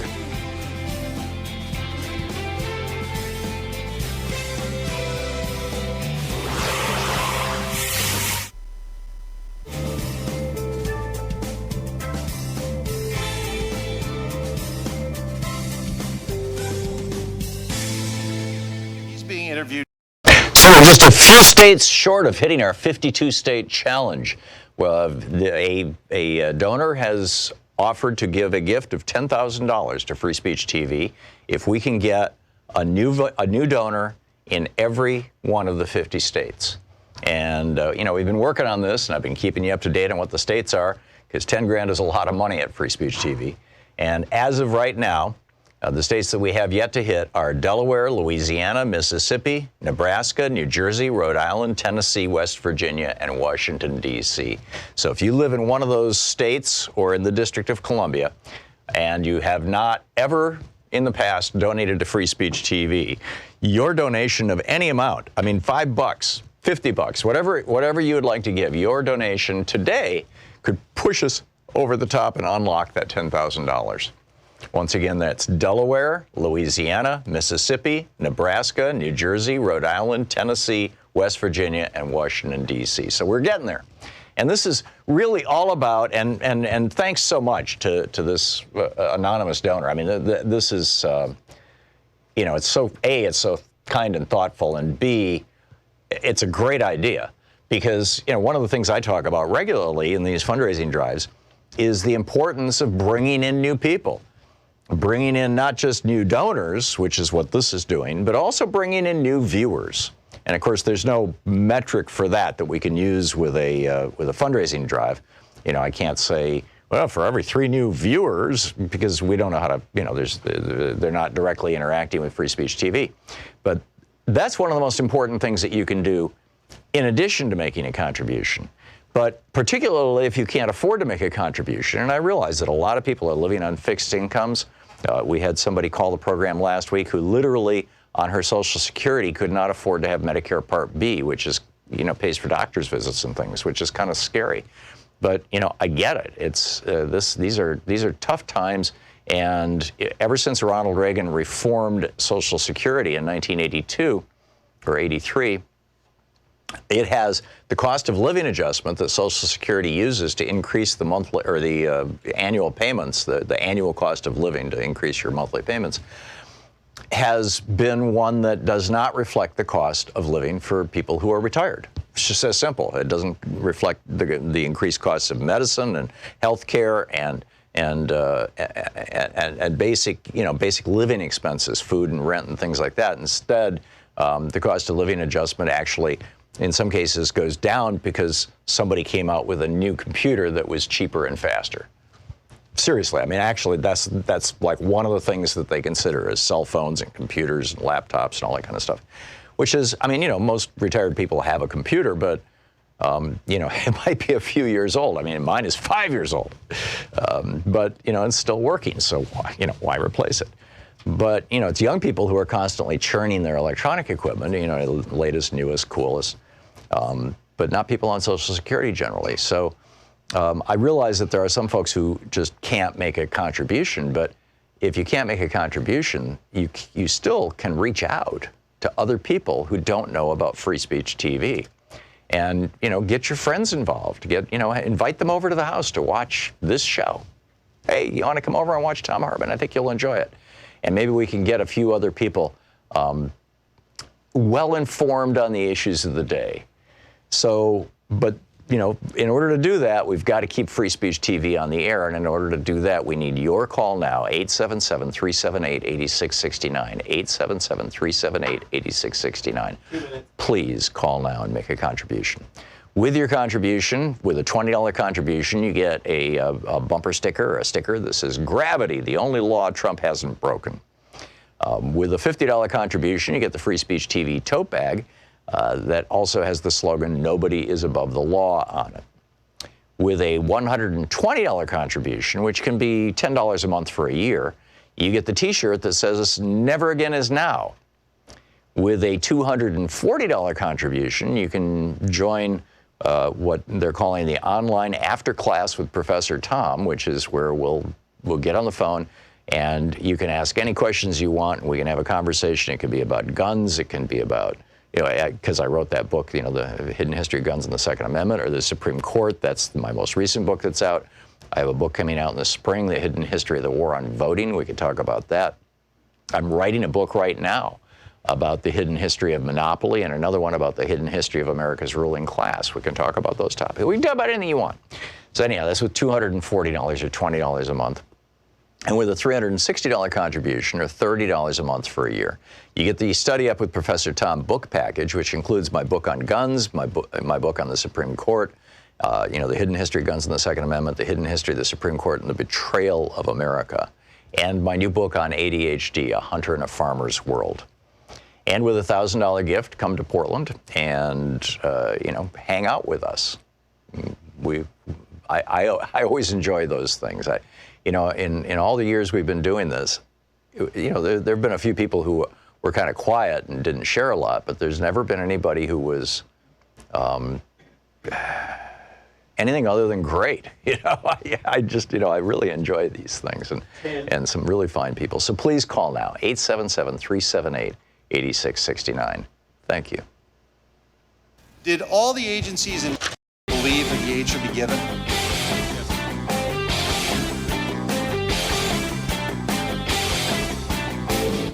Coming up on the Science Revolution podcast this week, can you deny we are now standing in an extinction event and disinformation is one of the causes? Mari Margil is the director of the International Center for the Rights of Nature, and she joins me to talk about nature's rights. Other topics include, is obesity causing brain damage in children? And how atmospheric rivers fuel extreme floods in America. You can find the Science Revolution where all fine podcasts are available.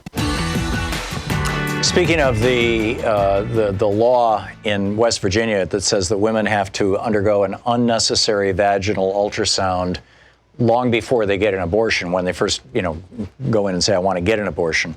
And I said, you know, I'm not sure that you would call it rape, but I know some have. BJ Doucette on Twitter says, Tom, it is rape. This ultrasound is state-sanctioned rape. I stand corrected. I will agree with that.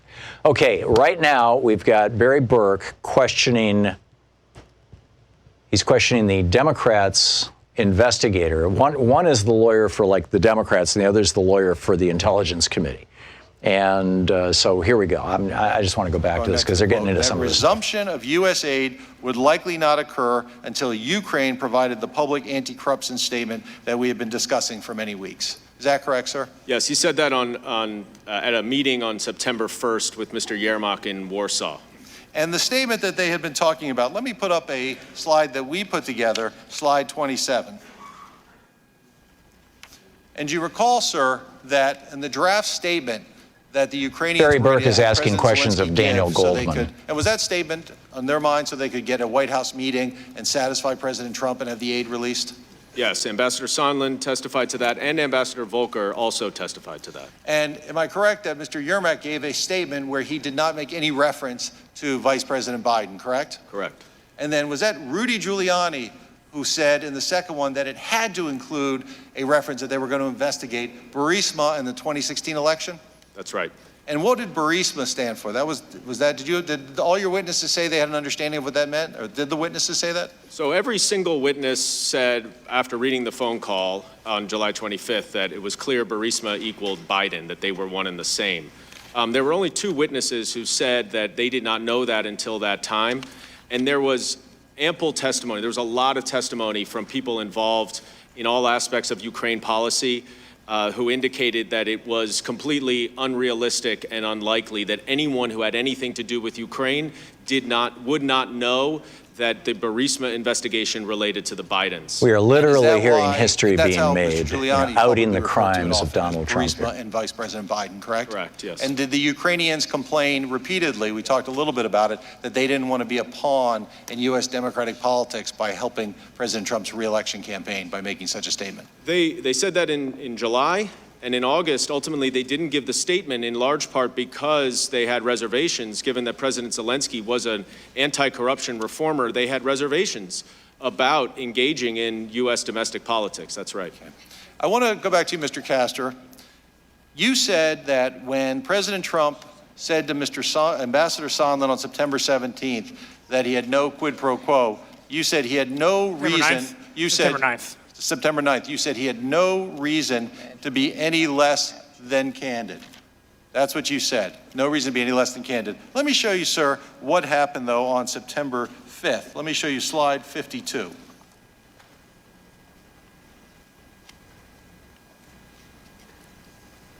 Sometimes it takes a minute for them to get their graphics together. Days before he made that statement, the Washington Post printed an article that says Trump tries to force Ukraine to meddle in the 2020 elections and goes on to describe some of those efforts. And sir, let me show you whether President Trump was aware of that article before he volunteered no quid pro quo as a defense. Let me show you a tweet by President Trump on slide 53. Now, and again, he is putting out a tweet that is essentially saying the Democrats, based on following up the article, that they are pursuing impeachment. Again, showing awareness that this has now been reported on. So, Mr. Goldman, is it fair to say what Mr. Castor said, that President Trump had no reason to be any less than candid about saying no quid pro quo? No, I think President Trump had every reason to try to put out that message at that point. As Ambassador Sondland said, even if you credit Ambassador Sondland's version of the testimony, which is contradicted by other witnesses who took contemporaneous notes and were far more credible than Mr. Sondland, who had to amend his testimony a couple times, he said even in that comment, he said no quid pro quo out of the blue without any question about whether or not there was a quid pro quo. Gentleman's time has expired. Chair now recognizes the ranking member for his first round of questions. Pursuant to House Resolution 660, the ranking member or his counsel have 45 minutes to question the witnesses. Okay, this is going to be... Thank you, Mr. Chairman. Well, it's become very evident while this hearing Doug is here from and while Georgia, Doug the Collins. craziness of this hearing, especially not having Mr. Schiff's here. But please put back up the last slide. I have no idea what number it is. Be interesting to see what he has to say here. 53. Yep. The slide was the New York or the Washington Post article, or maybe it was the Trump tweet. While we're doing this, I mean, I think it's just that the most amazing statement came out there. We're proofing the tweet that said that he thought that the Democrats were concerned about impeachment. There's nothing the Democrats have not been concerned about for 2.5 years. Since August, since November. All right, we know what he's going to be saying and what he's going to be doing, so I'm just going to bail out of that for right now. And, pick up your phone calls. We have been talking about a whole bunch of things, mostly having to do with the election today. But the other big news that literally just broke in the last 12 minutes is that the report, the Russian inquiry from the Justice Department, this is the Inspector General of the Justice Department, looking into whether the FBI started investigating the Donald Trump campaign back in 2015 or early 2016 because they were out to get Donald Trump. This is the argument that Trump has been making. This is the argument that Fox News has been making. This is the argument that Tucker Carlson has been making. This is the argument that I've heard Rush Limbaugh make on his radio show, is that the FBI was out to get him. And the proof of it was Peter Strzok and Lisa Page, two FBI agents who were working on this case, who were also having an affair. And they were sending text messages to each other, and between the I love you was, oh my God, what if Trump gets elected? And Strzok saying, oh, don't worry, we've got insurance, or, that's not going to happen. And so the Republicans, having released these private text messages to the world to try to destroy the lives of Peter Strzok and Lisa Page is now pushing back. Peter Strzok has already been pushing back. The Republicans exposed this private affair and the text messages associated with it and said, this is proof that these rogue actors in the FBI were going after Donald Trump simply because they're Democrats and they hate Trump and Republicans. So Bill Barr said to the Inspector General of the Justice Department, check it out, look into it. Did the FBI start this investigation because they were trying to get Trump? And that report was released at 1:24 p.m. Eastern time today, which was a little less than a half hour ago. And well, I'll just give you the first paragraph or the first sentence of the New York Times report by Charlie Savage and Alan Goldman. A long-awaited report by the Justice Department's Inspector General released on Monday sharply criticized the FBI's handling of a wiretap application used in the early stages of its Russia investigation, but exonerated former bureau leaders of President Trump's accusation that they engaged in a politicized conspiracy to sabotage them. Investigators uncovered no documentary or testimonial evidence of political bias behind official actions. The investigation was known as Crossfire Hurricane. It totaled 400 pages. This is Michael Horowitz, this is the Inspector General. He did uncover substantial dysfunction, carelessness, and errors in one part of the inquiry, which was the FBI's application for a wiretap of Carter Page. But this is, these are the kind of screw-ups that, filling out forms wrong, or apparently in this case, somebody filling out a form not just wrong, but, lying in the information, but not for political purposes. They were concerned that the Russians were trying to hack our election and trying to get inside the Trump campaign, and they wanted to find out what was going on. And I would say it was probably an abundance of zeal, but whatever it was, they clearly found that there was no political bias, cap NPB, no political bias. So Trump's entire conspiracy theory just disintegrated, which, is kind of a fine thing, right? So anyway, we'll be back. It's 44 minutes past the hour here on the Thom Hartmann Program. Doug Collins is now interviewing Daniel Goldman. We may get back to some of that in a little bit. That might produce some interesting fireworks. Stick around. We'll be back. Oh, and we'll be picking up your phone calls as well. You're listening to Thom Hartmann. Visit thomhartmann.com for audio and video archives. It's the Thom Hartmann Program, fair and only slightly unbalanced.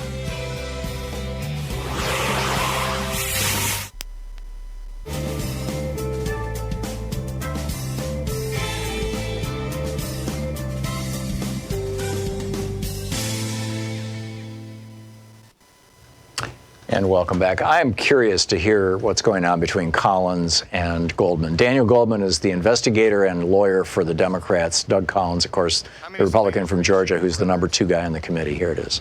Well, we issued a number of subpoenas for records. We did issue 6 subpoenas to executive branch agencies, and they all defied our subpoenas. In this, moving on to other issues here, the Wall Street Journal reported that the committee issued at least 4 subpoenas to Verizon and AT&T for call records. Is that correct? Are we wondering? Yes, we are, because there are multiple numbers.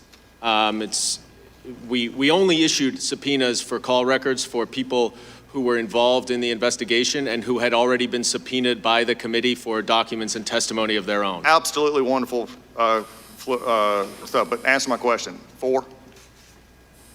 Well, I am trying to answer your question. Was it at least 4? Yes. Thank you. Could have saved us a lot of time there. How many subpoenas were issued to AT&T? I don't know off the top of my head. Can you check your records? This is important because we just found out about this over the weekend. We got a massive document dump over the weekend preparing for this hearing in which the chairman admitted and the staff admitted they're not going to be able to read it all anyway. So for all of you writing reports about this, all that massive document dump, we're just simply going on a shift report. This is just Doug Collins complaining. He's just using these questions as an opportunity to complain. So this is important stuff. We just so found out about I'm going to let this go so and how many just pick subpoenas up were your issued phone to calls AT&T? here. Jude in Birmingham, Alabama. Hey, Jude, what's on your mind today? Thanks for watching YouTube.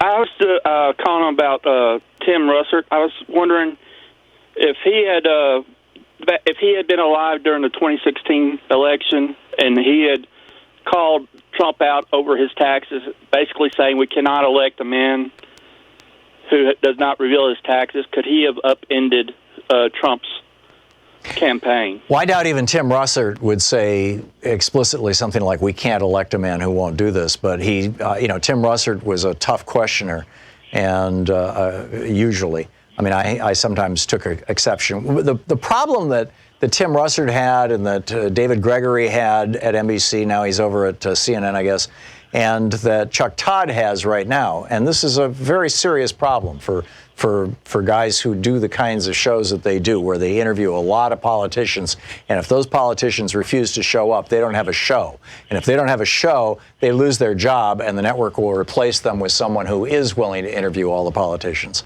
Is that when you try to hold lying politicians to account aggressively on the air, live, those lying politicians say, A, I'm not coming back on your show, and all their colleagues get together and say, we won't either, we're going to punish you. And the Republicans did some of this back during the 2016 election, in fact, and I think there was a week or two there where they were boycotting one or the other of the networks. And it was a big deal. So, the interviewers, if they want to keep their jobs, and the networks, if they want to continue to have this imitation two-sides-ism, they have to act like some of the lies are not lies, which is really unfortunate. And it's probably my single biggest objection to the way that corporate media handles news. Jude, thanks a lot for the call. But, I'd love to see some serious questioning. And the Democrats tried to say that Trump not releasing his tax returns should be a deal breaker.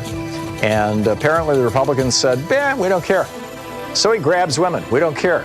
So he lies. We don't care. So he doesn't go to church. We don't care. That's what the Republicans said.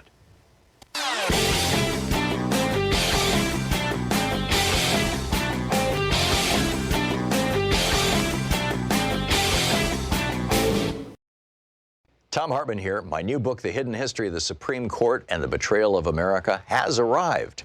What if the Supreme Court did not have the power to strike down laws?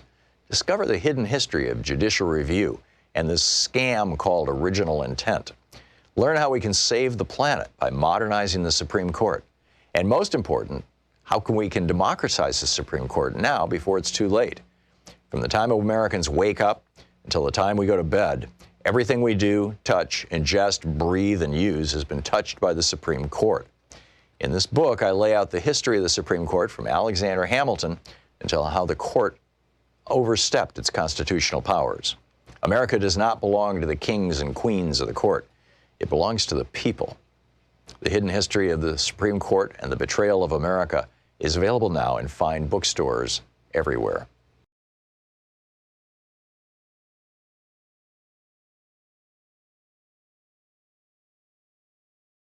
Asphyxiation, strangulation. From being in CB Distillery. Putting your baby down and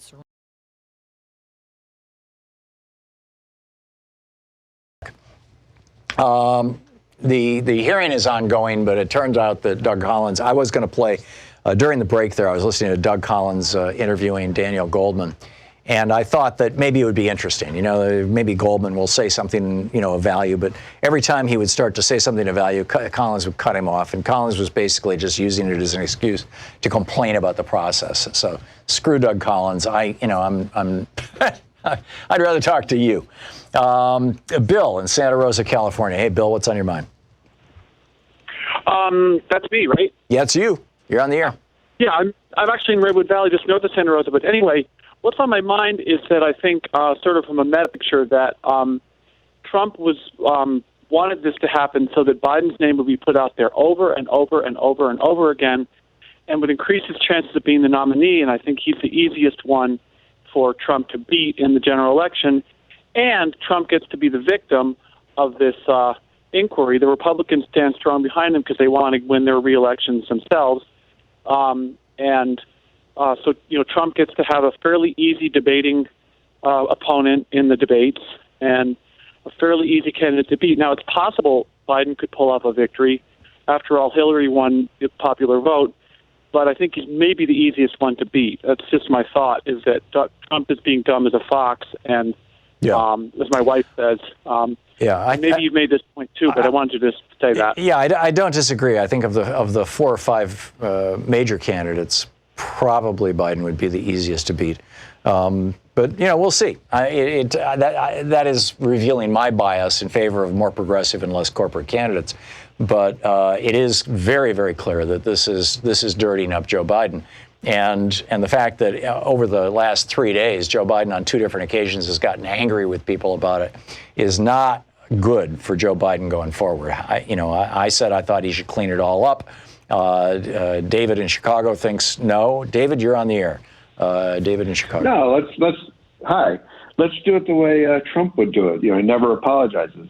So he should say, yes, I took the $50,000 a month gig on the board. Why not? Any American would take $50,000 a month to not do much sitting on a board. And well, you don't know if he did much or not, actually. Yeah, we don't know if he did much or not. But Trump would say, of course I took the money. Yeah. And all of his kids would say, of course we took the money. Why wouldn't we? Yeah. Why apologize? Well, I'm not saying that. First of all, Hunter Biden has already apologized. He has said it was bad judgment, and he put his father in a bad position, which is true. Right.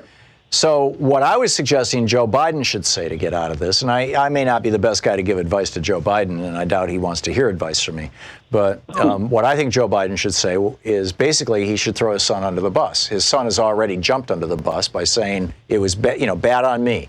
So Joe Biden should simply echo that. He should say, my son took that job on that board, and I don't think he should have done it in retrospect. And, but at the time, I didn't know what my kids were doing because we had this kind of firewall between us, between business and politics, so that nobody could ever criticize us. But in retrospect, I don't think we should apologize for it. I think he should just say, yes, we did it, and we were trying to do the right thing. Yeah. Okay. Well, David, we disagree, but, your point is well made. David, thank you. Dave in Federal Way, Washington. Hey, Dave, what's up? Hey, not too much, Tom. Hey, I wanted to really respond to Robbie, the conservative, and also these callers that say, they're liberal, but Trump exposes the corruption in the system, so it's good. Because their very lives depend on dumping that facile thinking, okay? Look, I discovered something, and actually you gave me the idea when you talked about a possible October surprise. Right. I sort of, involving Iran. I kind of poo-pooed that, but I listened to a lot of conservative radio, right? And they have consistently echoed this. Trump is strong on Iran. Obama was weak, as evidenced by Iran. Instead of attacking American soldiers in Iraq, Iran attacked the Saudi Arabian pipeline. They say that's because Trump is really strong. Well, simultaneously, there's been an article that keeps popping up that Trump withheld aid also to the very last minute to Lebanon. Right. And then that's when I started connecting the dots, okay? And then because Lebanon, just so for people who are listening who don't know the subtext here, because Lebanon is basically fighting an internal war with Shia Muslims who are subsidized by and supported by Iran. Well, yes, and Trump increased troop numbers in Iraq to stop Iran from sending missiles into Iraq. Right. Iran sending missiles into Iraq. Now, those missiles eventually go down that Shia corridor into Lebanon and Hezbollah. Okay. Now, the problem I have, and this is why I think this is an October surprise in the making, is because there's no way we did not know that. This Trump administration, look, the reason why they want Joe Biden to run is because they can't have a stalking horse against any other candidate, okay? Look, they who wants Joe Biden to run is who? It's Steve Bannon and all his the Republicans. intelligent advisors. Sure. Yes, we know how the wall mantra got started. The wall mantra got started because during a stalking horse debate, Trump could not grasp basic tenets of American immigration system. Right, so they came up with something really simple that he could remember. And he didn't think it was going to go anywhere until the crowd went nuts. Right. Now, look, and the reason why I say lives depend on this is because of the Zagros Mountains, man. This thing can... All right, look what Russia said. Russia said they reserve the right to attack any command and control sites that attack them from abroad. That could be Nellis Air Force Base in Gastonia, Las Vegas, for God's sakes. Whoa. Yeah, I mean, if Trump tries to go to war with Iran, as he always said that Obama was going to do to get reelected in 2012, if Trump tries to do that, it could trigger World War III. I agree, Dave, and it's a huge concern. Thank you. You're listening to Thom Hartmann.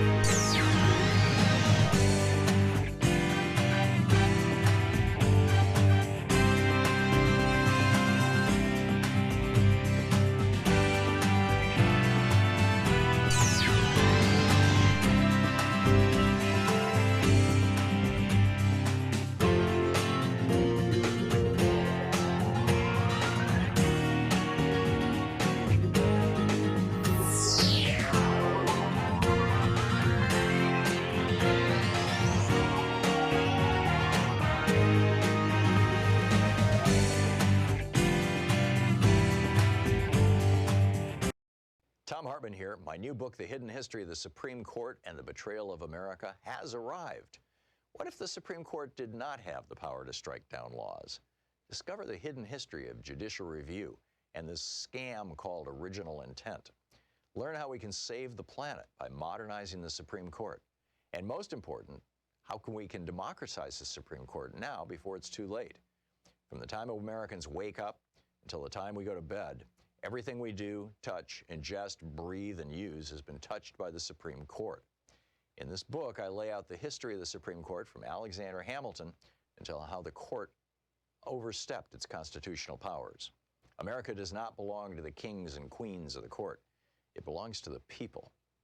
The Hidden History of the Supreme Court and the Betrayal of America is available now in fine bookstores everywhere. So we're just a few states short of hitting our 52-state challenge. Well, a donor has offered to give a gift of $10,000 to Free Speech TV if we can get a new donor in every one of the 50 states. And, we've been working on this, and I've been keeping you up to date on what the states are, because 10 grand is a lot of money at Free Speech TV. And as of right now, the states that we have yet to hit are Delaware, Louisiana, Mississippi, Nebraska, New Jersey, Rhode Island, Tennessee, West Virginia, and Washington, D.C. So if you live in one of those states or in the District of Columbia, and you have not ever in the past donated to Free Speech TV, your donation of any amount, I mean $5, $50, whatever you would like to give, your donation today could push us over the top and unlock that $10,000. Once again, that's Delaware, Louisiana, Mississippi, Nebraska, New Jersey, Rhode Island, Tennessee, West Virginia, and Washington, D.C. So we're getting there.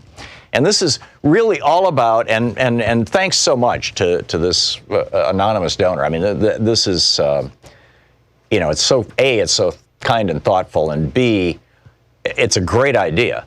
Because, one of the things I talk about regularly in these fundraising drives is the importance of bringing in new people. Bringing in not just new donors, which is what this is doing, but also bringing in new viewers. And of course, there's no metric for that we can use with a fundraising drive.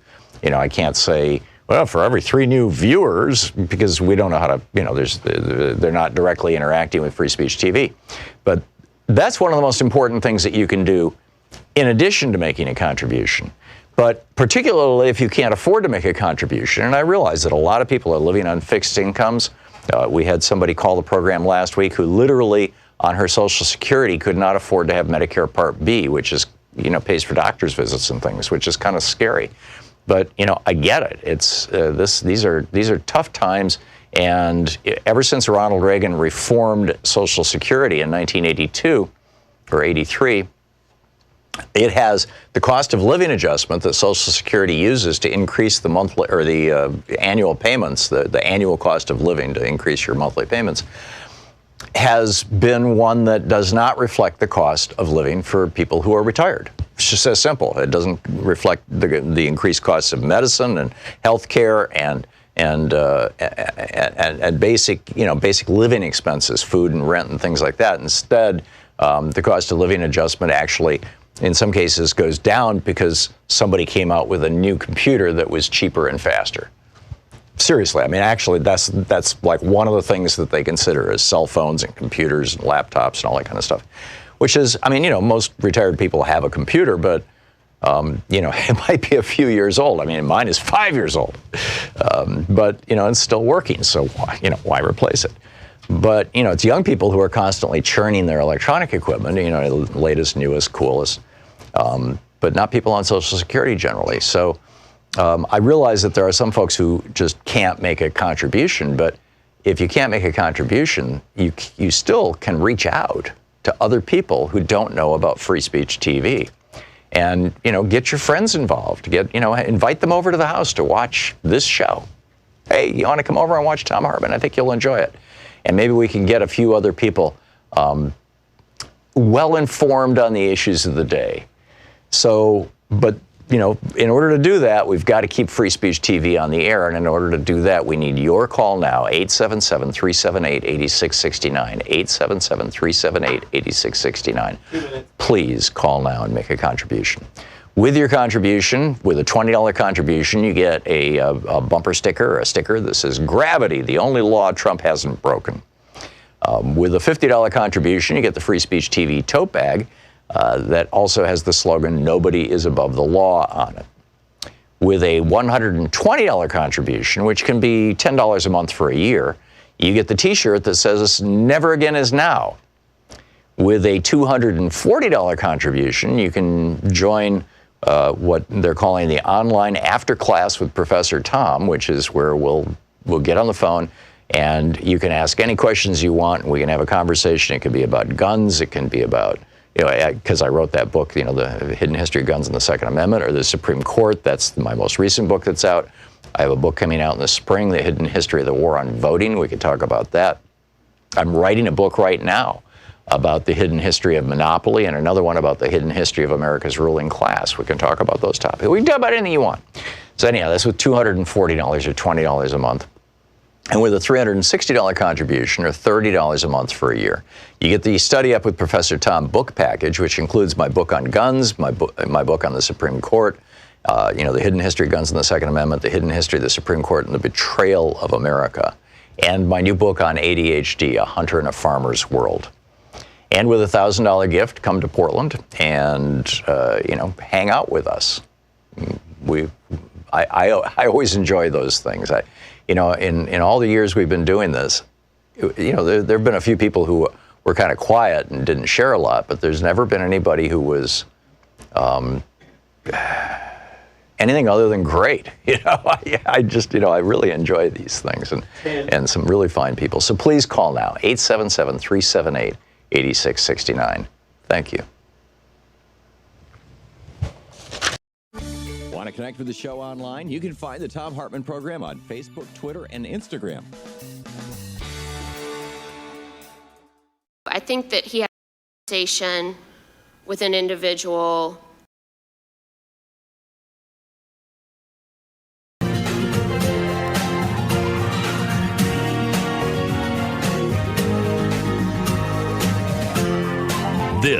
is the Thom Hartmann Program. Welcome back. Thom Hartmann here with you live from Portland, Oregon. Thank you, Joyce.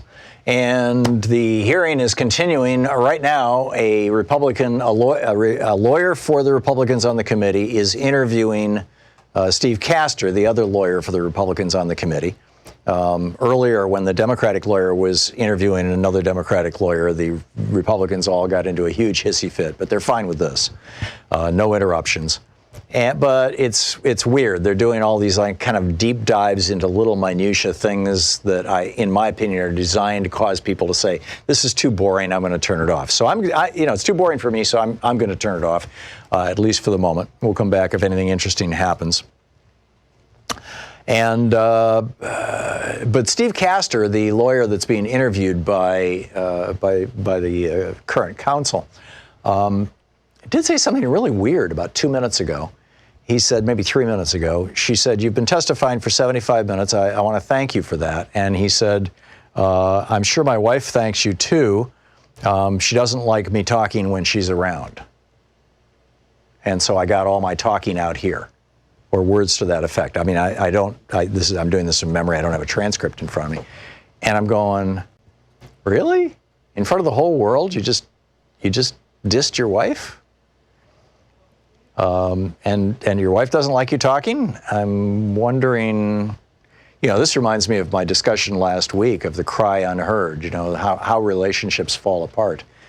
And in fact, I worked that into an article over the weekend that should probably be up tomorrow on on some of the progressive sites. I'll tell you about it when it comes up. But anyhow, picking up your calls here, Alan in Bellevue, Washington. Hey, Alan, you had some thoughts on some of the things that Republican counsel Steve Castor said? Oh, good morning, Tom.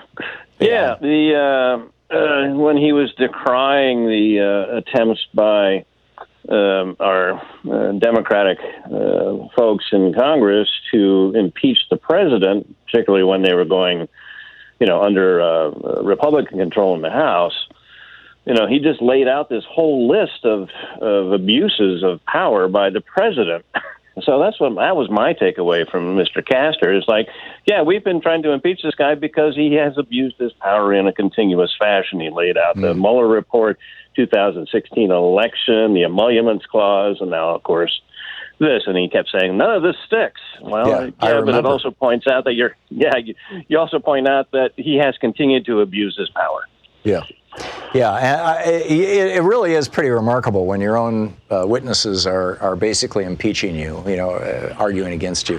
Yeah, that's a good one. Alan, thanks for pointing that out. I appreciate the call. Michael in Hammond, Indiana. Hey, Michael, what's on your mind today? Hey, Tom, good morning. Good morning. What's up? Long-time listener, first-time caller. Well, thank you, Michael. If I'm not mistaken, Trump has 16 agencies to investigate. 17. There's 17 intelligence agencies. Yeah. Why use a personal lawyer? I just, kind of wanted you to talk about that. Right. Why hire Rudy Giuliani to investigate something going on in Ukraine when you could ask the FBI to do it? The reason, Michael, is because he's not actually interested in an investigation. He's interested in creating a false scenario. And the FBI won't do that. The CIA won't do that. The Defense Intelligence Agency won't do that. Air Force, Navy, Marine Corps intelligence services won't do that. Army intelligence won't do that. I don't even know who all the other intelligence services are of the 17 that we have. But none of them would go out and concoct a phony story. And that's why you hire a corrupt, former mayor of New York, Rudy Giuliani, who was, everybody says, oh, he was a fighter against the mob. Really, Rudy Giuliani, in my opinion, was always corrupt. And I have some, I've talked about it in the past, some knowledge of some of Giuliani's behaviors in New York, particularly when he was running for mayor, that are kind of grim. Now is not the time to go through them again, but Giuliani's always been a hustler. So I'm guessing that you were asking that question, Michael, basically rhetorically, that you knew the answer.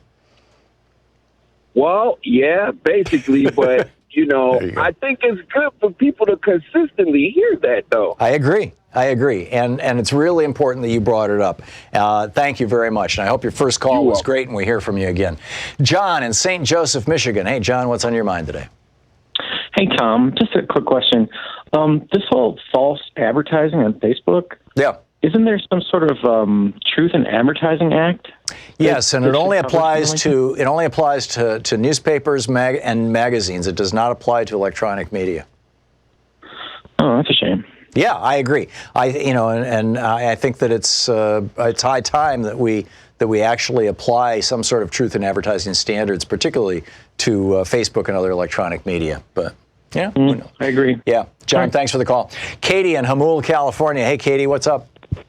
Well, hi, Tom. I've been in Australia. I finally got my citizenship. I don't know if you remember me, but I call occasionally when I'm back here. You called like a year or so ago and said, working on the accent. It was like a year or so ago you called and you said, I'm out of here. Enough of this Trump stuff. I'm leaving the country. No, that was some gentleman. I felt really bad for him. I thought, geez, he needs to just marry an Australian. I remember him. No, but I've called I've called for years, off and on, but now I spend, and we have a terrible prime minister there, and it has a lot to do with Facebook. But I've been getting their medical benefits for years because my husband's Australian, our kids live there. Oh, okay. So, yeah, he retired here from the University of California, went to Australia, and so I stayed there long enough to get my permanent residency. But when I got my citizenship, I went up to the lobby. I said, I want to register to vote. She said, you just did. You just signed the paper. So they register you as soon as you get your citizenship. Right. Not what I called about. Yeah. I'm lobbying my husband for a 40th anniversary present to come up and see you. Oh, isn't that great? What bothers me terribly, everything does, because I'm an old street fighter from the 60s here in San Diego, is that my stepdaughter in Melbourne married a person so similar to Trump that it's scary. And he's a big Trump supporter. And so I have been doing the past couple of years a lot of studying. I mean, there's professionals that could speak for me about this narcissistic personality disorder, malignant. And what I've learned, kind of already knew from social work, but is that when they're old, when they're dying, when they feel their body giving out, they want the whole world to feel their pain. They want everybody to suffer. And this is what I look at him, and particularly like if he looks at Justin Trudeau or something, he is angry that he's not immortal. Right. And so if he's going to suffer and die, this is what really worries me and reminds me so much of this now ex-husband of my stepdaughters. Then, damn it, everybody's going to suffer and die. Right. And so I don't know. an example. I'm going to hand that off to you as a student of psychology. Much written about, much written. Yeah. What do you think? I agree. And you want an example from history? Watch the movie. You can see it online now. Downfall of Hitler. It's a movie about Hitler's last days. And when the young courier, the 16-year-old courier, goes in and hands him the papers that say that the war is lost, there's nothing more that can happen. That courier was a friend of mine. His name is Armin Lehman. And he wrote a book called Hitler's Last Courier. Yeah. And Armin told me this story. And Hitler ordered his generals to keep fighting and keep recruiting 12, 13, and 14-year-old boys because they'd gone through all the 15 and 16-year-olds, and the men were all dead. And he said, you guys keep fighting. And then he went in the other room and shot himself. And his wife, Eva Braun, who had just become his wife. And that's exactly what you're talking about, Katie. I mean, Hitler suffered from malignant narcissistic personality disorder, just like Donald Trump does. That's not to say that Trump is as smart as Hitler was, but they both have that personality disorder, and they both want the entire world to end if they're going to end. And or at least Hitler did, and I would assume that Trump would too. And that's one of the other things. Dave called earlier, the ex-intelligence officer called up and said, I'm watching what's going on in the Middle East with regard to Lebanon and Iran and Iraq. Yeah, I heard that. And I'm concerned that Trump is setting up an October surprise, to help win the election, which will be a limited war in the Middle East. And Hitler, but Hitler ended it in a way that Trump never would. He ended himself, and I don't see that happening. But yeah, we're not going to self-destruct. I don't know. Don't underestimate a narcissist who is cornered. If that's my point. Yeah, well, and mine too. I think it's very likely. It's not likely. It's very possible that Donald Trump would take steps that might cause World War III in order to prevent losing power or being imprisoned or anything like that. Katie, thank you for the call. Thank you. And give my best to your family. It's sorry to hear about your son-in-law, ex-son-in-law. We'll be right back. This is the Thom Hartmann Program. So it's all Republicans all the time right now in the hearings. So we'll have a conversation. And I got a few other pieces of news here for you, too, so stick around.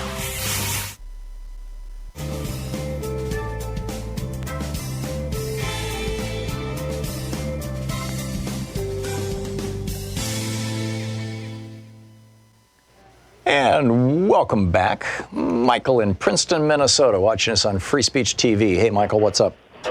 Tom, thank you for taking my call. I had a question about the Congressional Records Act. How can Trump have all these private meetings, take away notes of translators, and tear them up, and not create a record, even if the record has to go into top secret?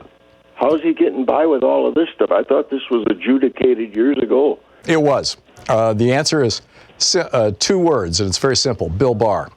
The law says that the president has to keep those records. He has to memorialize all these things, and it has to be a permanent record. And that's one of the things that presidential libraries do. And that's, literally millions and millions and millions of records in the Reagan library, in the Bush Senior library, in the Clinton library, in the Bush Junior library, and soon to be in the Obama library. But and many of them duplicated in the Library of Congress or the National Archives, excuse me. But Donald Trump is breaking the law. And he has been breaking the law since he first stepped into office. I remember the first couple of weeks of his presidency, the New York Times writing an article about how there were these people in his office who he would tear up documents and throw them in his wastebasket. Apparently that was his practice as a businessman. And they would pull them out of the wastebasket after Trump left and tape them back together to put them into the archives. When Trump read that article in the New York Times, he apparently put a stop to that. And, he's been breaking the law ever since. But Jeff Sessions wouldn't go after him, and Bill Barr won't go after him. The guy who enforces the law is the head of the Department of Justice. And so the Trump library will be empty. Well, it'll be empty of anything that doesn't celebrate Donald Trump. Yeah, there you go. Yeah. Thank you. Yeah, you're welcome. Thanks a lot, Michael. Gregory in Islington, South Carolina. Hey, Gregory, what's up? Hey, Tom, you're really good. You got it right that time. Islington it is. Hey, listen, I just wanted to say that I don't feel that there will ever be a presidential debate between whoever we elect as the general or as the winner of the Democratic Party versus Trump. Trump is too narcissistic for that. He also has a track record that is already, we can already see that this man just has not kept any of the things he promised in his first election. And then when we look at his desire to speak to the Miller investigation, then decide not to later on, not to show his taxes. I mean, it's just on and on. I just don't feel he could stand up to any kind of scrutiny from newsmakers who would just ask him point-blank questions without him lying. I think you may well be right, Gregory, and I've been saying for some time that I'm very skeptical that Donald Trump will engage in any debates. I think that if he were to debate Liz Warren or Pete Buttigieg, there you go. They would eat his lunch. Bernie Sanders obviously would eat his lunch. Joe Biden has done terrible in the debates so far, and that might cause Trump to think that he could actually trip up Joe Biden. I mean, Trump did do pretty well in the Republican debates, but he did it through bombast and BS. Exactly. And so then the question is, your point, Gregory, will the debate moderators allow him to get away with that? And I don't know the answer to the question, I do think if Biden is our nominee, there's probably a 20% chance that Trump will debate him. I think if anybody else, I don't think Trump will do it at all. Gregory, thanks a lot for the call, and thanks for listening to us over on Progressive Voices. We'll be right back. It's 21 minutes past the hour.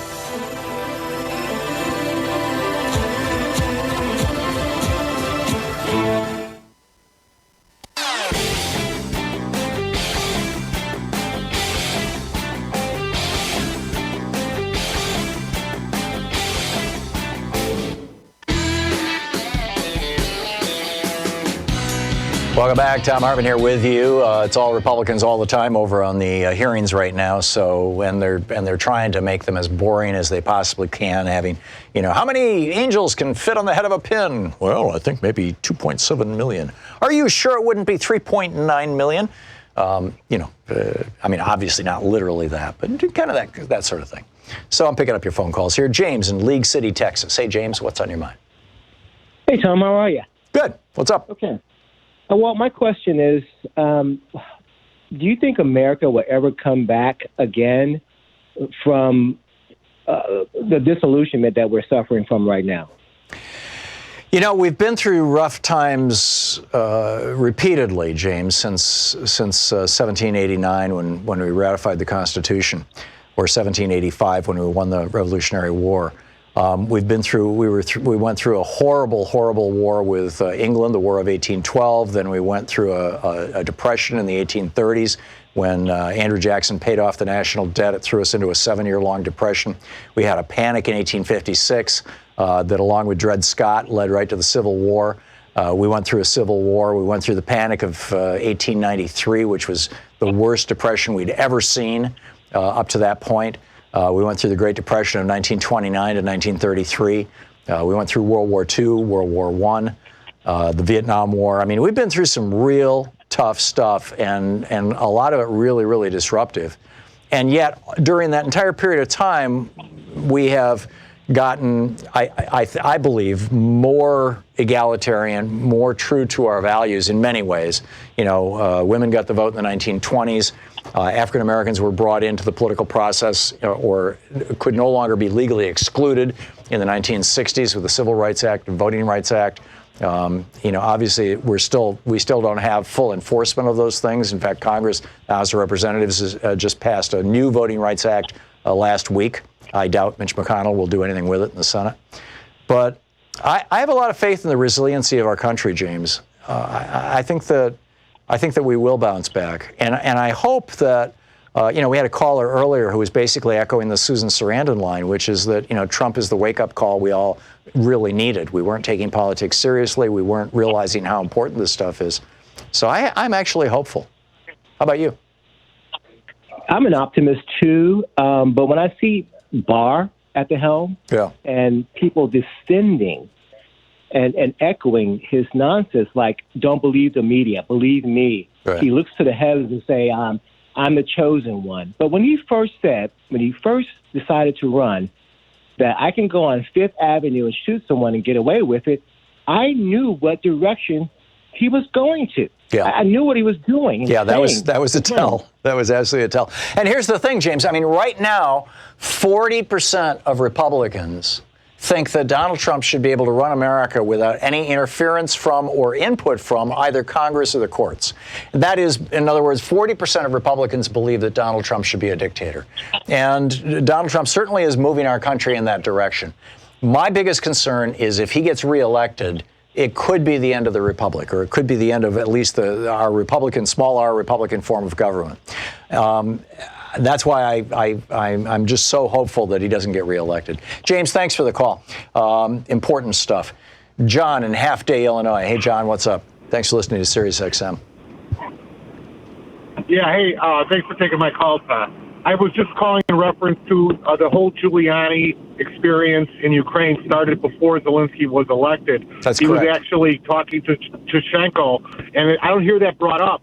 And so they must have been surprised when Zelensky won, because they thought their man was going to win with the crooked prosecutor. They were.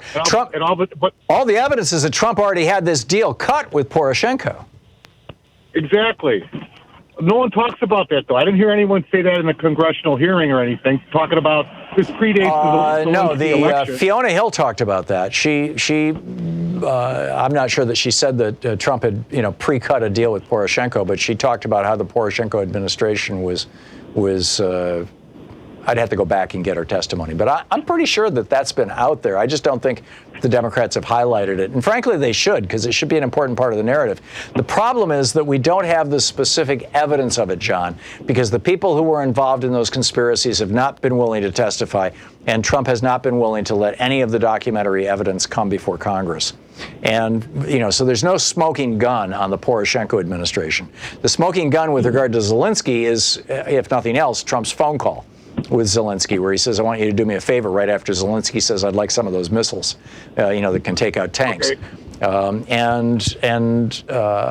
Lacking that smoking gun, I think the Democrats are reluctant to stand up and say, this is where we're going to plant the flag, because the Republicans will just come along and say, but you've got no proof of that. And Poroshenko is not going to admit this. He's hiding out in Russia. And the former corrupt prosecutors, there were two of them, they've apparently both been interviewed by Rudy Giuliani for this right-wing TV network that only lives on the internet. They call themselves a TV network. And, Giuliani's going to bring that back to the United States. We'll see how it plays out. John, your point is really well taken, though. Thank you very much for the call. We're hitting the bottom of the hour here. We'll be back with more of the news of the day in your calls in just a minute. You're listening to the Thom Hartmann Program. Call 202-808-9925. By the way, if you didn't catch it, the FBI's Inspector General has said no political influence, none, in the investigation of Trump. Are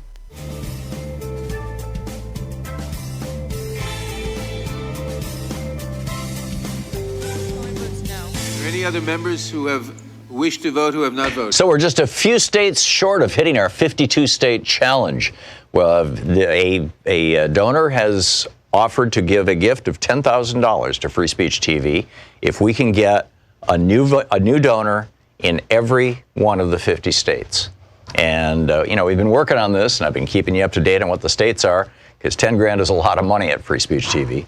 And as of right now, the states that we have yet to hit are Delaware, Louisiana, Mississippi, Nebraska, New Jersey, Rhode Island, Tennessee, West Virginia, and Washington, D.C. So if you live in one of those states or in the District of Columbia, and you have not ever in the past donated to Free Speech TV, your donation of any amount, $5, $50, whatever you would like to give, your donation today could push us over the top and unlock that $10,000. Once again, that's Delaware, Louisiana, Mississippi, Nebraska, New Jersey, Rhode Island, Tennessee, West Virginia, and Washington, D.C. So we're getting there. And this is really all about, and thanks so much to this anonymous donor. This is, it's so, A, it's so kind and thoughtful, and B, it's a great idea.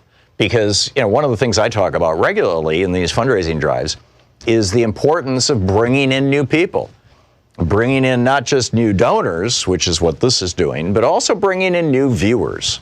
And of course, there's no metric for that we can use with a fundraising drive. I can't say, well, for every 3 new viewers, because we don't know how to, they're not directly interacting with Free Speech TV. But that's one of the most important things that you can do in addition to making a contribution. But particularly if you can't afford to make a contribution, and I realize that a lot of people are living on fixed incomes. We had somebody call the program last week who literally on her Social Security could not afford to have Medicare Part B, which is, pays for doctor's visits and things, which is kind of scary. But, I get it. It's these are tough times. And ever since Ronald Reagan reformed Social Security in 1982 or 83, it has the cost of living adjustment that Social Security uses to increase the monthly or the annual payments, the annual cost of living to increase your monthly payments, has been one that does not reflect the cost of living for people who are retired. It's just as simple. It doesn't reflect the increased costs of medicine and health care and basic living expenses, food and rent and things like that. Instead, the cost of living adjustment actually, in some cases, goes down because somebody came out with a new computer that was cheaper and faster. Seriously, I mean, actually, that's like one of the things that they consider is cell phones and computers and laptops and all that kind of stuff.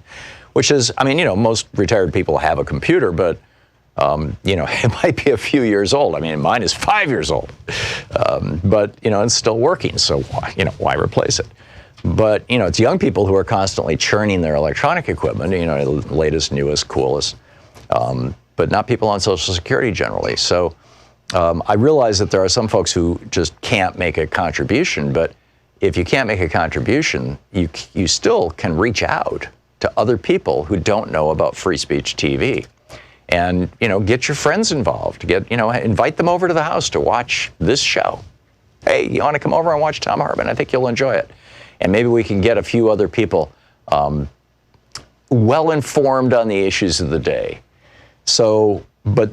In order to do that, we've got to keep Free Speech TV on the air. And in order to do that, we need your call now, 877-378-8669. 877-378-8669. Please call now and make a contribution. With your contribution, with a $20 contribution, you get a bumper sticker, a sticker that says, "Gravity, the only law Trump hasn't broken." With a $50 contribution, you get the Free Speech TV tote bag. That also has the slogan, "Nobody is above the law" on it. With a $120 contribution, which can be $10 a month for a year, you get the t-shirt that says, "Never again is now." With a $240 contribution, you can join what they're calling the online after class with Professor Thom, which is where we'll get on the phone and you can ask any questions you want, and we can have a conversation. It can be about guns, it can be about because I wrote that book, the Hidden History of Guns and the Second Amendment, or the Supreme Court. That's my most recent book that's out. I have a book coming out in the spring, The Hidden History of the War on Voting. We could talk about that. I'm writing a book right now about the hidden history of monopoly, and another one about the hidden history of America's ruling class. We can talk about those topics. We can talk about anything you want. So anyhow, that's with $240 or $20 a month. And with a $360 contribution, or $30 a month for a year, you get the Study Up with Professor Thom book package, which includes my book on guns, my book on the Supreme Court, the hidden history of guns and the Second Amendment, the hidden history of the Supreme Court, and the betrayal of America, and my new book on ADHD, A Hunter and a Farmer's World. And with a $1,000 gift, come to Portland and hang out with us. I always enjoy those things. In all the years we've been doing this, there have been a few people who were kind of quiet and didn't share a lot, but there's never been anybody who was anything other than great. I really enjoy these things and some really fine people. So please call now, 877-378-8669. Thank you. Thom Hartmann here. My new book, The Hidden History of the Supreme Court and the Betrayal of America, has arrived. What if the Supreme Court did not have the power to strike down laws?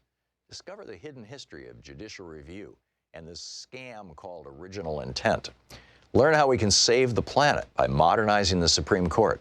And most important, how we can democratize the Supreme Court now before it's too late. From the time Americans wake up until the time we go to bed, everything we do, touch, ingest, breathe, and use has been touched by the Supreme Court. In this book, I lay out the history of the Supreme Court from Alexander Hamilton until how the court overstepped its constitutional powers. America does not belong to the kings and queens of the court. It belongs to the people. The Hidden History of the Supreme Court and the Betrayal of America is available now in fine bookstores everywhere.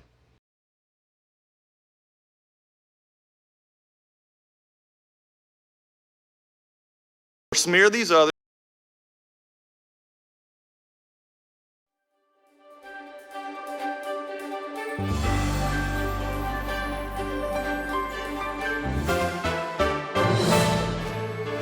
Welcome back. Thom Hartmann here with you. It was getting a little bit interesting there. Jerry Nadler was talking to Daniel Goldman, and they were talking about, stuff was coming out. But then he turned it over to Doug Collins, and Doug Collins is trying to do the let's play minutia game and let me complain about stuff. So, I'm just going to move on from that. Amazing. Yeah, so let's do a crazy alert. There's the absolute crazy Crazy news. Our crazy alert for the day is, here it goes. Our crazy alert for the day is bananas. I don't know if you can, those of you who watch on TV, I have a banana right behind me. It turns out that a guy, an Italian artist, Maurizio Cattelan, took a banana and taped it to the wall of an art gallery and said, this is art. This was in Miami Beach at the Art Basel, Basel, I'm assuming is how they pronounce the town in Switzerland. And sold it to a French collector for $120,000. So then, a couple days later, on a video posted to Instagram, a guy by the name of David Datuna, who calls himself a Georgian-born American artist, who is a performance artist, walks up to the banana, unpeels it from the tape, opens it up, says, "Art performance, hungry artist," and eats the banana. And then he says, "Thank you, very good." And the bystanders are giggling, and the art gallery is like, "Oh my God, what do we do?" But then later they talked to the director of the museum relations for the gallery, and he said, he didn't destroy the artwork. The banana is the whole idea. And he said, this has brought a lot of attention and attention to the booth, and we're not into spectacles, but the response has been great. It brings a smile to a lot of people's faces. So that's going on. A banana, $120,000. Maybe we should do a fundraiser with a banana. I don't know. Anyhow, Paul in Woodinville, Washington. Hey, Paul, what's on your mind today?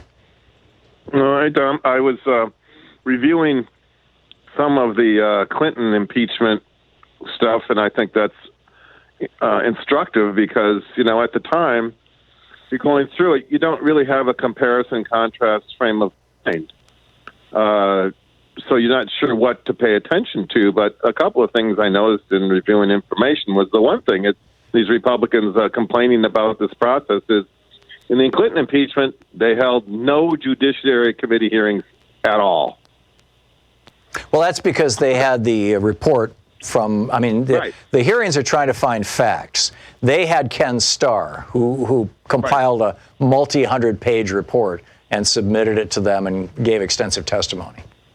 Correct. They but Bill Barr won't give them a special prosecutor, so they had to do it themselves. Right. So they went entirely on the Starr report. But what was interesting about that, you talk about, since you bring up Bill Barr, is Janet Reno, who was Clinton's attorney general, twice expanded Starr's scope. She had twice honored his request to expand the scope of the investigation, which we have to remember started with supposedly this Whitewater land deal fraud in Arkansas, of which nothing was found. Nothing. So how would it? Yeah, there was nothing about Whitewater that was ever found that the Clintons had done anything illegal. I think actually what might have been found was that they lost money on it. Yeah, they did $34,000, as I recall. Yeah, but how the investigation was, the second expansion was expanding the investigation into the Paula Jones trial. You have to realize that the Monica Lewinsky part of it really it was so tangential. Yeah, it came at the very end. Well, yeah, and it was a part of the Paula Jones. What Linda Tripp gave these recordings because they wanted, in the Paula Jones trial, they wanted to expand or promote a type of behavior that he's done all the time, and he's actually doing it now. So, but you see, Monica Lewinsky was made essentially not a hostile witness, but an unwilling witness. She wasn't complaining that she was being sexually harassed or that she had been. So, but Linda Tripp had these tapes that there had been a sexual. So what's your point, Paul? Between them. Well, I'm just pointing out the contrast is that there was a lot of the Attorney General Janet Reno allowed a lot of Special Prosecutor Starr to go into stuff which was really so tangential Right. What they finally... No, what you're they- absolutely what they right. finally- Janet Reno did not play the role of Bill Barr. Bill Barr is doing what he did back in 1992 when he killed the Iran-Contra investigation, when he was the Attorney General for George Herbert Walker Bush in December of 92. He completely killed by encouraging Bush to pardon 5 or 6 guys, including Casper Weinberger and Ollie North and a bunch of these guys. By doing that, he killed off that investigation. He's killing this investigation. He's a Republican cover-up artist. Janet Reno, tried to execute her office with integrity, and I think, frankly, Jeff Sessions did too. Much to the chagrin of Donald Trump. So that's where we're at. Paul, thanks a lot for the call. Right now, Ms. Lufgren, the Democratic Congresswoman from California, as I recall, is interviewing Mr. Daniel Goldman, the lawyer and investigator for the Democrats. So I want to just check this out. He tried to cover it up, just as we've seen some obstruction here. But even more concerning in this case, President Trump not only appears to have abused the power of his office to help his own reelection campaign, he used a foreign government to do his bidding, and he used military aid as leverage to get the job done. Now, this aid was approved by Congress. It was appropriated on a bipartisan basis for Ukraine to fight Russia, who'd invaded them. And while this aid was withheld, people died while this aid was being withheld. And some, have argued since ultimately the aid was released that there was not a problem. But Mr. Goldman, isn't it true that the aid was released only after the president got caught and only after Congress learned of the scheme to make this life or death aid conditional on this announcement of investigation of his political rival? There were several things that made the president realize that this was coming to a head and could not be concealed. The whistleblower complaint was circulating around the White House. The congressional committees announced their own investigation. And then the Washington Post op-ed on September 5th linking the two. And then the Inspector General notified the committee that there was this whistleblower complaint that was being withheld by the Trump administration. Correct. Well, I've made it clear throughout this investigation that I didn't want to be part of a third impeachment inquiry, but the direct evidence is very damning. And the president hasn't offered any evidence to the contrary. We've asked, we've subpoenaed, we've invited the president, and nothing has come forward.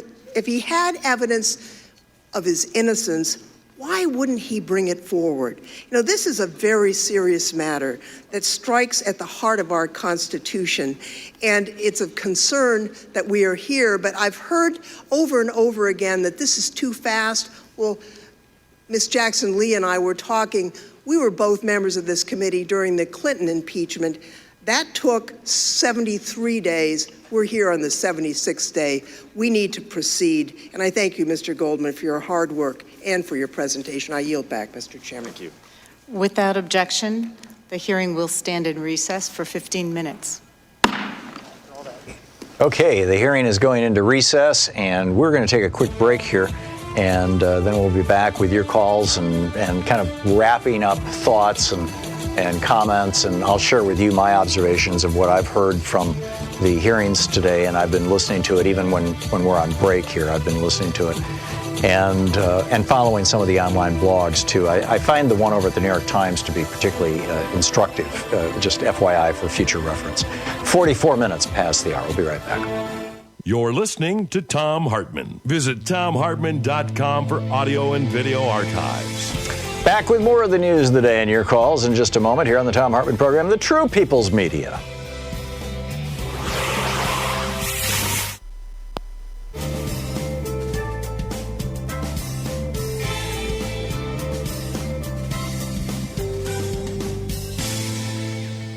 And welcome back. Paul in Portland, Oregon. Hey, Paul, what's on your mind today? I just wanted to comment regarding some of the talk shows, including yours, as I just witnessed, talking about and speculating regarding potential Trump moves like the comment that was made earlier on your show regarding World War III, the potential of World War III. I just think that some of the pundits and the professionals and former office holders, when they speculate, the last thing Trump needs is for anybody to put ideas in his head. Oh, Paul, go back to 2012 and look at Trump's Twitter feed. On several occasions, he tweeted that at any moment, Barack Obama was going to start a war, a limited war with Iran, in order to get himself reelected. Trump talked about that in 2010, tweeted about it and talked about it in public. He went on Fox News several times in 2012 and talked about how he fully expected Barack Obama to start a war with Iran in order to make himself a wartime president so he could get reelected. That was the election year. And, this is how the guy thinks. He doesn't need me putting this idea in his head. He's already got it. I'm not just referring to the World War III comment. I'm referring to other speculative comments that are made on different shows. Yeah. Of what he potentially might do. Paul, I guarantee you Trump is not going to be listening to a progressive talk show and say, gee, I think I'll do that. Or even if he did, that's not how it's going to play out. But I'm not referring just to I do think it's radio. important, though, that we all be willing and able to talk out loud about the possible consequences of the kinds of things that Donald Trump has suggested in the past presidents could or should do in order to hold on to power as they run for a second term. Yeah, I agree. Okay. Thank you very much. Thanks, Tom. Yeah, good talking to you. Nancy in Huntsville, Alabama. Hey, Nancy, what's on your mind today? Hey, Tom. It's great to talk to you. Thank you. Well, my take on this is I'm wondering why the Democrats can't say out loud that this is a coup. This is a Republican takeover. Well, it's not a coup yet. I mean, the Democrats still control the House of Representatives, and although I would say that what Mitch McConnell did with Merrick Garland was a coup. I mean, the technical definition of a coup involves the military, but in any case, back to you. Well, hostile takeover. I believe this is a hostile takeover. Facts don't matter. Yeah. When they know what the facts are, yeah, they just ignore it because, majority rules. Well, this is what Rupert Murdoch did to Australia, and former Prime Minister Kevin Rudd wrote an op-ed last year in the Sydney Morning Herald titled, "Rupert Murdoch is the cancer at the heart of Australian democracy." Rupert Murdoch owns over half the newspapers in Australia right now. Rupert Murdoch then went to the United Kingdom and did the same thing and brought conservative rule to the United Kingdom. And then he moved to the United States and started Fox News, bought the New York Post and the Wall Street Journal, and did the same thing. It seems to me that we've got an oligarch, a billionaire, right-wing oligarch billionaire who has used the media to corrupt now 3 countries in a row. Now, whether you call that a coup or corruption or whatever, that's seems to me the biggest fact that nobody wants to acknowledge. Well, I hope people know that Republicans aren't patriots. They're not going to come to the country's rescue. I'm with you. I'm with you, Nancy. I am with you. Doomed. Yeah, I don't think we're doomed, but I'm with your concern. Thank you so much. We'll be right back. It's 48 minutes past the hour.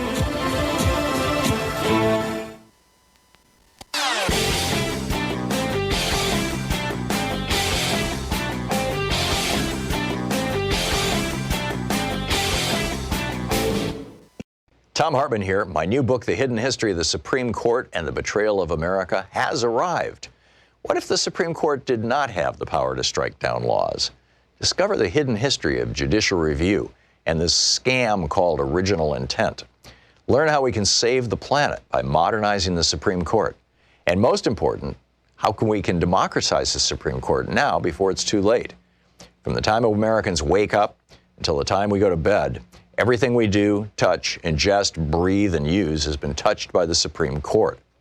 In this book, I lay out the history of the Supreme Court from Alexander Hamilton until how the court overstepped its constitutional powers. America does not belong to the kings and queens of the court. It belongs to the people. The Hidden History of the Supreme Court and the Betrayal of America is available now in fine bookstores everywhere. Reported videos. Check it out. Tag, you're in.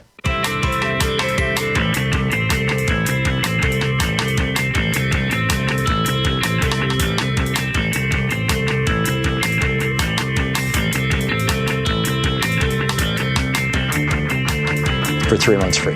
Welcome back.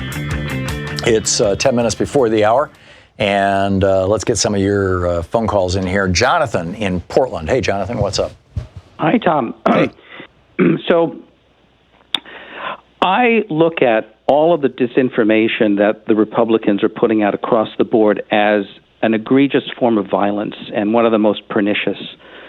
And it really needs to be characterized in that way.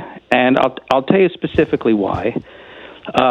If you look at the differences just in terms of income between the top one, not income, if you look at the income between the top 1% and the bottom 1%, you look at the difference in lifespan, there's a 15-year gap. If you look at the Democratic and Republican states in this country, and you look at life expectancy, if you live if you're a Republican, you're going to live at least 7 years less. We're really fighting for our lives here. And these pundits that are on the radio that are glibly spouting out all of this misinformation, they are really at war with people. You're talking about people who are saying Medicare for all is socialism and it's going to destroy our country, and free college is going to make us all impoverished. Is that what you're talking about? Well, absolutely. There was a study published in the Journal of the American Medical Association in 2016 entitled "Association Between Income and Life Expectancy," and that was where this comes from. Yeah, we reported on it. They're attacking. That's why they've always been against education. That's why Reagan's been against education. Yep. When a few days before the Kent State shooting started, and he was criticizing students, and he said, we've had enough of them. Let the bloodletting begin. I mean, he called them brats. Yeah. Yeah. I mean, we have to see these people for what they really are. It's not just a matter of a difference of opinion. It's not just a matter of another political view. Attacking the facts, attacking the truth, is really attacking your very life. I can't disagree with you, Jonathan.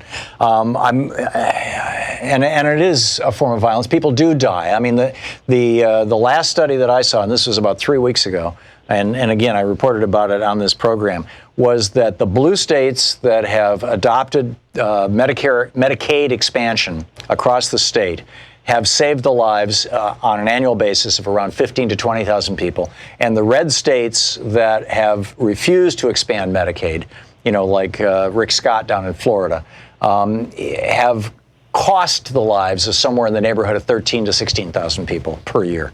And, that number used to be 40,000 people a year. That was before Obamacare. And now we see this huge divide between red states and blue states in the United States in terms of quality of life, income, education, life expectancy, all of these variables. And the main thing that's holding the red states to the Republican Party is fundamentalist Christianity, abortion, patriarchy, basically. Abortion is just kind of code for patriarchy. And fear, just an absolute lack of understanding, and it's a real tragedy. It's a real tragedy, and it's one that these Republicans are cynically promoting, and their media. I'm with you, Jonathan. Thank you. You very well said. Bernard in Savannah, Georgia. Hey, Bernard, what's on your mind today? Yes, I want to say I'll make it quick and right to the point. Okay. Americans walk around with their head in the sand. They have no idea how dangerous Trump is. He's a narcissist. I've been hearing the word for years. I Googled it. I had to sit down because I couldn't believe what I was reading. If he going down, he's going to try to take you with him. Misery love company. Yep. I never seen anything like it. Yeah, we had a caller earlier who was talking about this, and I have evoked the story of Adolf Hitler and how, at the end of the war, he took his whole country down with him. Yes, and American people walk around like zombies if they want to, and don't tell me this man would not do something with no nuclear codes. He goes on the ground for 25 years somewhere, Wisconsin or whatever. Yeah. He don't care about you. And another thing too, I'll make it short and to the point that is anything gonna be done about his family making all that money? Isn't that against the law? Yeah, I don't know if it's against the law, but they're obviously grifters. And to complain that Joe Biden's son took a job in Ukraine when you've got your daughter, your son-in-law, your attorney general's son, your attorney general's daughter, all on your payroll is pretty rich. Bernard, I got to move along, but thank you. You made your point very well, and I appreciate it. Joan in Nashville, Tennessee. Hey, Joan, what's up? Tom, I mentioned this when Representative Pocan was on one time, and it's about the Democrats and their poor messaging. Don't they realize that words are important and that people out here are struggling every day? I mean, not even if they're not poor, but I mean just the daily routine of life, occupies so much of your time and attention. But the Democrats just don't message right. I agree. They just don't. I mean, you got to make it. They should be. They got to talk to people the same way they talk to their families over the kitchen table. Well, and I think they should be doing what the Republicans did when Hillary Clinton was Secretary of State. They should be holding investigations into what was the deal. Why was it that when Jared Kushner went over to the Middle East and asked for $1 billion and didn't get it, that the Saudis blockaded Qatar until Qatar gave Jared that money? I think that is worthy of a congressional investigation, right? I mean, that's, in my opinion, that's bigger than Benghazi ever was. And well, maybe not bigger than Benghazi because Americans died in Benghazi. But do you get my point, Joan? I think that there's all kinds of examples of corruption that should be being investigated. Ivanka Trump, what? She got a patent for voting machines from China? Seriously? I would like to see a congressional inquiry into that. The Democrats just are not willing to play hardball here. They finally got their spine together on impeachment, but even here, I think that they're going very, very soft. So, Joan, I share your concern, and thank you so much for the call. Thank you for being with us today. We'll be back tomorrow, same time, same place. In the meantime, don't forget, democracy is not a spectator sport. It requires you. So get out there, get active, and also share progressive media with your friends. Tag You're It. We'll see you tomorrow. You've been listening to Thom Hartmann. For audio and video archives, visit thomhartmann.com.